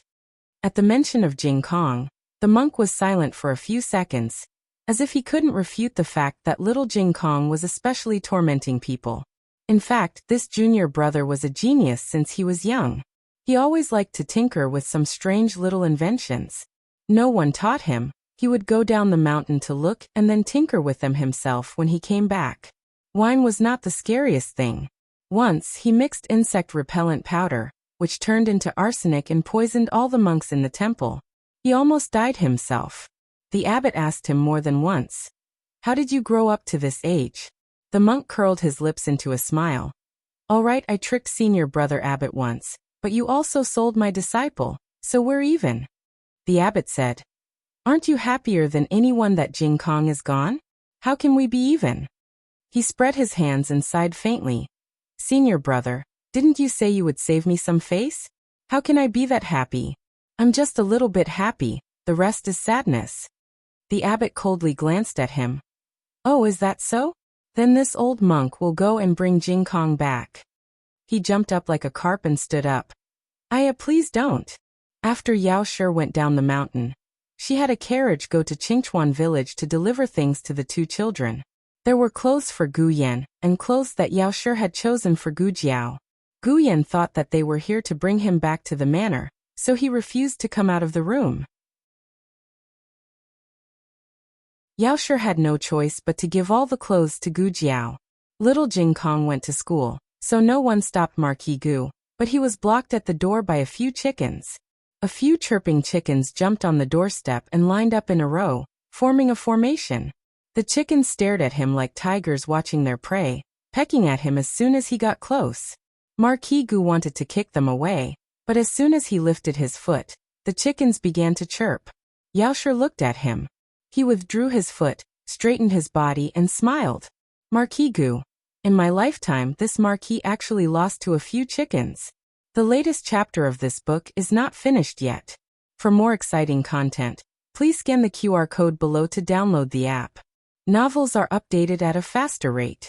Millions of novels are free to read. Novels with connotations that can't be found online are all available here. https://www.zhbqg.com/89642_8964286/11550940. HTML Genius memorized this website's address in 1 second. www.zhbqg.com Bikugo mobile reading website.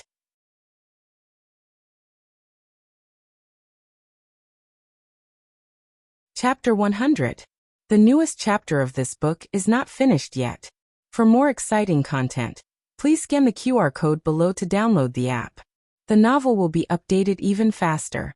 Millions of novels will be read for free. All the novels that cannot be found online will be available here. That's not right. Other people's chickens all chirped. So why were these chickens all chirping? The saddest thing in the world was that the chickens could speak the language of birds, but he still did not know the Turkic language. Yao Shi found that her daughter's residence had been renovated. The roof tiles had been replaced with new ones, and the backyard had been fenced in. There were 2 more rooms built. "Jiao Jiao," Yao Shi said to her daughter, who was pouring water into the pot. "Can I also stay here for a few days?" After Gu Jiao finished pouring the water, she placed the wooden bucket to the side and looked at Yao Shi with a bit of confusion. Yao Shi quickly said, "I can help you with the work." Although Yao Shi was born in a large family, her family had declined from a young age. She had not developed a spoiled personality. Of course, if she wanted to do farm work in the countryside, it would be too far-fetched, but if her daughter could endure such hardships, why couldn't she as her mother do the same? "No need. I can do it myself." Gu Jiao refused. A trace of disappointment flashed through Yao Shi's eyes. She understood that her daughter was not refusing to do the work, but rather her. "Then, I can cook. My cooking skills are very good. Didn't you say last time that my desserts were delicious? I will make them for you every day." "No need," Gu Jiao said. "Then what about washing the clothes? Look at how many people there are in the family. How can you handle it all by yourself?" Gu Jiao paused and looked at Yao Shi. She did not say anything and just stared at her. Yao Shi suddenly understood. It was not that her daughter did not need her to work, but she did not need her to live here. It was not that she had not guessed this result, but she did not give up. In the end, she had been too anxious. Yao Shi suppressed the bitterness in her heart and smiled as if nothing had happened. "Then I will leave Yenner to you. It's not early anymore. You should go do your work. I will also be going back." After saying this, she smiled and turned around. Her expression and tone of voice were impeccable, but her uncontrollable trembling body betrayed her sadness. Gu Jiao looked at her back and said, "It's not your fault." Yao Shi stopped in her tracks. Gu Jiao hesitated for a moment. She was not good with words when it came to expressing her emotions. "It's mine." With her saying it like this, she did not know if Yao Shi would be able to understand. She once had terrible parents, which made her reject all parents in the world. After growing up, she had her own life. She thought that she did not care anymore. But Yao Shi's appearance made her realize that the hole in her heart had never healed. She could accept Xiao Luleng, little Jing Kong, and her great-aunt and Gu Yan because they would not become her parents. But she could not say these words to Yao Shi. Yao Shi looked at Gu Jiao without blinking. In the past, she had believed that her daughter did not accept her because she could not forget Gu Sanlang and his wife. Now, she was not so sure. Something must have happened to her daughter, but since her daughter was not willing to talk about it, she could not bear to ask. Yao Shi reluctantly got into the carriage to return to the villa. Gu Jiao continued to light the fire to cook. The rice steamed slowly. She did not know if it was Yao Shi's arrival that made her remember something she did not want to remember. She thought of herself when she was 2 years old. At that time, she was wearing thin pajamas and holding a doll as she stood barefoot in the cold winter night. She was forced out of bed, and was not even given a pair of shoes to wear. Her parents had a fierce argument over a very small matter, but the argument had gotten out of hand. In the end, the argument had landed on her head. She was pushed around and fell a few times. Her hand was broken. At first, the man who called her father left in a fit of anger. Later, the woman who called her mother also left. She was abandoned in the crowded square. She watched as one giant after another walked past her. She felt like a tiny ant. "Mother, Uwa, mother." She was frightened. She burst into tears. But the woman who called her mother did not come back. The man who called her father also did not appear. The rice was not ready so quickly. Gu Jiao first gave Gu Yan 2 sunny-side-up eggs. Gu Jiao went to his room to call him. Did the two of them leave? Gu Yan pricked up his ears to ask. "They left," Gu Jiao said. Only then did Gu Yan open the door. However, he did not open it completely. He only opened a small crack and stuck his head out to look around. After confirming that his father and mother were not around, he confidently walked out. The matriarch woke up. Gu Jiao also cooked a bowl for her, and then told her about Gu Yan's stay. The matriarch looked at the delicate young man in front of her. She did not know why, but she felt like she had seen him somewhere before. That's right, the emperor really liked the twins in Marquis Xianping's fu. He had consort Xu bring the twins to pay respects to the Empress Dowager, so the matriarch had indeed seen little Gu Yan before. However, the matriarch did not like children. She casually gave them some gifts and dismissed them. Now she could not even remember this. Little Gu Yan was still young at that time, and did not remember what the Empress Dowager looked like. Thus, when the two of them sat across from each other, neither of them recognized the other. The matriarch looked at the bowl of sugar water in her own bowl, then looked at Gu Yan's bowl. She smacked her lips. "I'll exchange with you." The matriarch wanted to avoid certain foods. Gu Jiao's bowl of sugar water was not sweet enough. Gu Yan's bowl was sweet. Gu Yan did not know the truth, so he generously exchanged with her. After the exchange with Gu Yan, the matriarch ate the sugar water egg of her dreams. Oh, it was so delicious that she wanted to cry. Before Gu Yan came to the house, the matriarch liked Gu Xiaoshan the most. This was because Gu Xiaoshan was the easiest to trick. She could help her save a few candied fruits at any time. As for Xiao Luleng and little Jing Kong, one was too smart and the other too principled. The matriarch could not trick them. Gu Yan's battle prowess was obviously stronger than silly Gu. The first day he came, he made the matriarch eat the sugar water egg. For the sake of her sugar water egg business, the matriarch decided that she would protect this young man. After Madame Yao and Marquis Gu went down the mountain, they kept feeling that something was wrong. However, they kept thinking about going to see Gu Jiao, and did not realize it. It was only when they returned to the villa and took out Gu Jiao's portrait that Madame Yao's mind buzzed. Marquis. She stared blankly at the birthmark on her daughter's face in the portrait. What's wrong? Marquis Gu came over to look with her, but he did not see anything. Madame Yao said worriedly.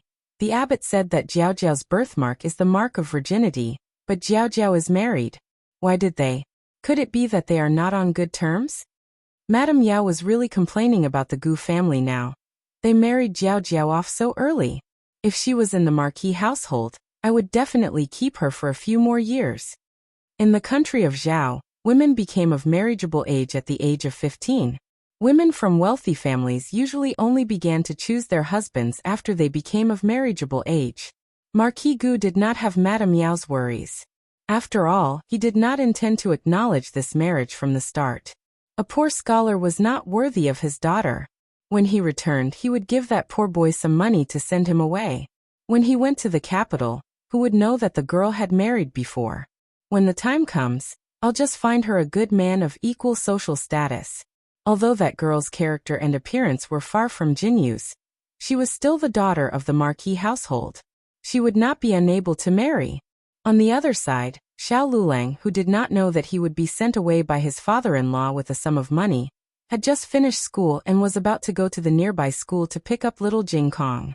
But he had only taken a few steps when he was blocked by a carriage. This was not an ordinary carriage. The wheels were different from those seen on the streets. They were bigger, taller, and sturdier. The body of the carriage was made of high-quality yellow pear wood. The silk on the canopy was bright and vibrant. There were also 8 large luminous pearls inlaid. Each pearl was worth 100 taels of gold.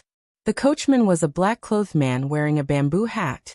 His arms were thick, his figure was tall, and his aura was strong. The horse was also very powerful.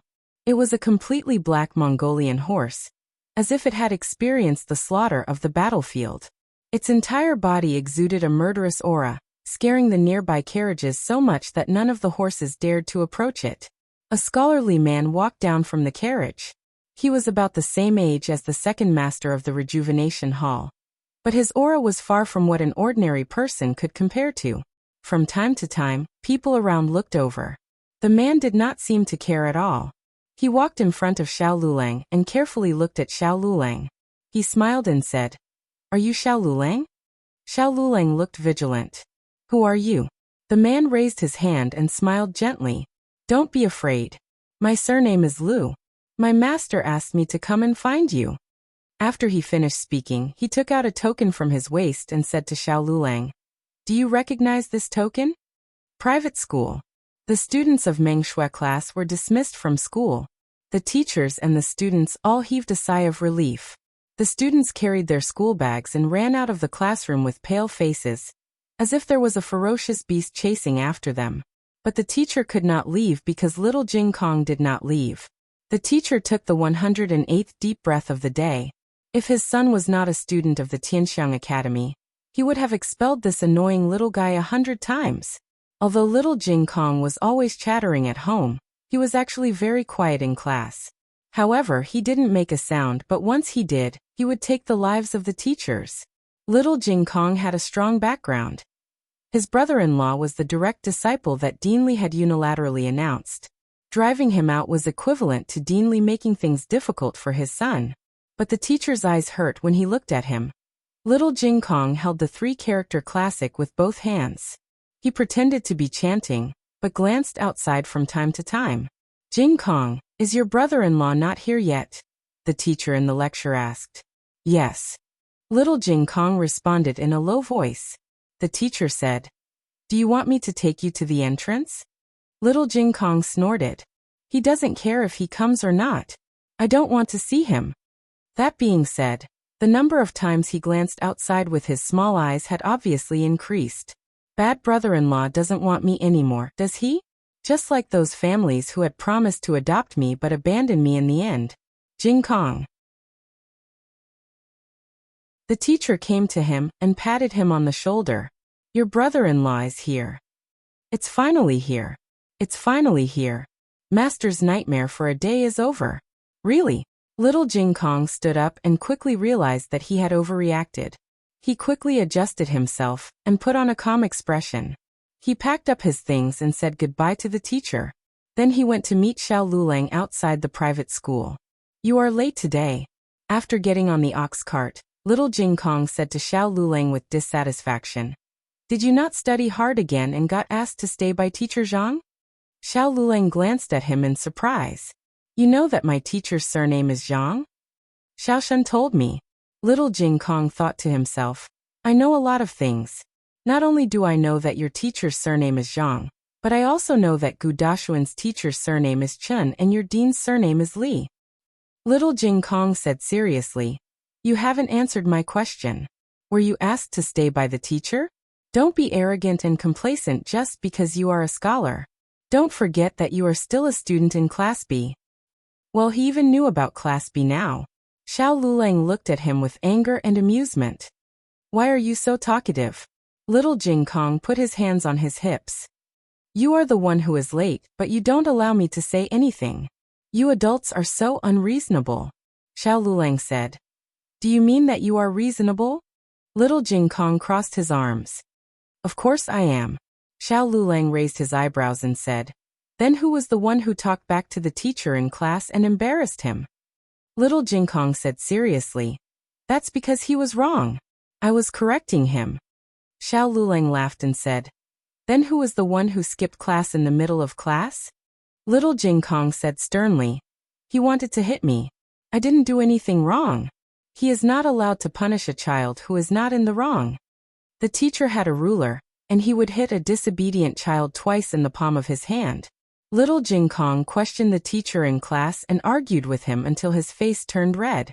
The teacher was so angry that he took the ruler and wanted to punish him. In the end, he carried his school bag and ran away from the private school. Xiao Lulang said calmly, "Since you think you are reasonable, why don't we bring this matter to Jiao Jiao and let her be the judge?" Little Jing Kong did not say anything. Although he firmly believed that he was on the side of justice, at the same time, he instinctively felt that Jiao Jiao would not agree with his way of doing things. Xiao Lulang laughed and said, "Why are you not saying anything? Are you afraid that you are not reasonable, or are you afraid that Jiao Jiao is not reasonable?" Little Jing Kong said righteously, "Of course Jiao Jiao is reasonable. I am also right." However, if they are not convinced by Jiao Jiao's reason and my reason, it is a matter of reason, not a problem between me and Jiao Jiao. Xiao Lulang, "I don't know you very well, but I was almost confused by you." The two of them arrived at the village while arguing. The two of them got off the ox cart and walked towards their house. As soon as they entered the house, they found that there was another person in the house. This person was dressed neatly and looked good. At first glance, they could tell that he was not a villager. "Who are you?" Little Jing Kong tilted his head and asked. "I am Jiao Jiao's younger brother." Gu Yan emphasized, "Biological younger brother." Little Jing Kong's small body swayed. No matter how much he thought about it, he forgot that Jiao Jiao had a biological younger brother. Didn't this mean that his position was higher than Gu Xiaoshuan's? Little Jing Kong could not help but feel a strong sense of crisis in his heart. Xiao Lulang was not afraid of making things worse. He patted the little monk's head with a faint smile and said, "Ah, who is Jiao Jiao's most beloved younger brother?" Little Jing Kong decisively removed the evil claws of his bad brother-in-law. He secretly warned himself not to panic. So what if he was his biological younger brother? He came first. Moreover, he had his own advantages, didn't he? First of all, he was small, cute, and adorable. Coincidentally, Xuanning brought a few roasted sweet potatoes over at this time. She also noticed that there was an additional beautiful young man in the house. Compared to her previous self, Xuanning was calmer now. After all, this family was strange. They acted as if nothing had happened to the daughter of the Marquis mansion.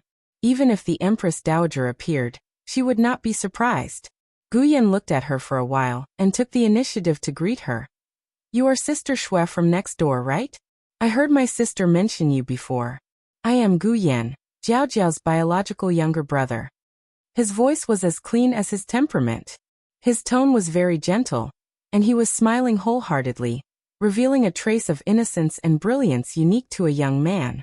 Xuanning was completely stunned by his cuteness. Little Jing Kong's small fists pounded his small chest angrily. He is already so old, but he is still acting cute. He is even better than me. Shameless. The secret guards on the roof could not bear to watch anymore. How could he be so shameless? Didn't he know what the Marquis mansion was like? Could he be a green tea just because he was painted green? Little Jing Kong held his breath, and even his dinner was not delicious. After taking a bath, Little Jing Kong suddenly thought of a great advantage. He was a monk, and a monk knew how to chant scriptures. He could go and chant scriptures for Jiao Jiao. Master said that he was the best little monk in the world at chanting scriptures. Jiao Jiao would definitely like to listen to him chanting scriptures. Little Jing Kong took out his small wooden fish from the small box, put on the wooden fish, hung the prayer beads, and valiantly went to find Gu Jiao. Unexpectedly, as soon as he arrived at the backyard, he heard a mellow and melodious sound of a flute. The sound of the flute sounded like weeping and complaining. Even little Jing Kong, who did not understand music, could hear a faint trace of sadness. Little Jing Kong covered his little mouth. After the song ended, little Jing Kong's eyes were filled with tears. Sob, sob, sob, this was the best song in the world. It was better than a monk chanting scriptures 100 times, no 1,000 times. In the second round, little Jing Kong lost again. However, little Jing Kong did not give up.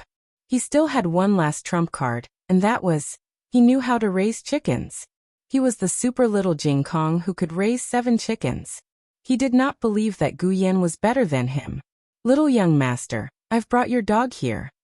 Shadow Guard B handed the little puppy that he had brought from the villa to Gu Yan's arms. Then he disappeared in a flash. Gu Yan and Gu Jiao played with the little puppy in the backyard. Little Jing Kong lived in the mountains all year round. There were no dogs in the mountains. He had only seen a few when he came to the village, but those were all fierce big yellow dogs, unlike the soft and cute little puppy in front of him. Woof! Little Jing Kong staggered. It could even bark. Gu Jiao threw a small bone into the vegetable garden. The little puppy ran over and picked up the bone, then put it in front of Gu Jiao. Little Jing Kong already felt that it was difficult to raise chickens. He did not expect Gu Yan to know how to raise dogs. How did he manage to do such a difficult thing? Little Jing Kong's logic was that in all things, the small ones were easy to raise, but the big ones were not. For example, he was easy to raise, as long as he was full. But his brother-in-law was not. He had to worry about his exams and walking every day. It's too difficult for me. Little Jing Kong finally turned into a little salted fish, stranded on the bed in the west room without a soul. When Xiao Lulang finished cleaning up the woodshed and went back to the west room, little Jing Kong was already snoring with his limbs in the air. Xiao Lulang covered him with a quilt, then put his little wooden fish, little Buddhist beads, and little Buddhist scriptures back into his box one by one. After doing that, he went to the central room. Gu Jiao had just entered the central room. When she saw him, she asked softly, "Are you asleep?" Xiao Lulang nodded and said softly, "Yes, I'm asleep. Where's Gu Yan?" Gu Jiao said, "He's asleep too." The two of them sat on the chair and breathed a sigh of relief at the same time. It felt a bit like a pair of parents asking, "Is little Bao asleep?" "Yes, what about De Bao?" De Bao is asleep too. Then, as parents, they could finally start doing their own things. Gu Jiao said to him, "Go for rehabilitation." There was a cobblestone path in the backyard for him to do rehabilitation. Even if she knew that it was caused by a knot in his heart, she could not give up any effort. Xiao Lulang said self-deprecatingly, "I can't walk even if I practice."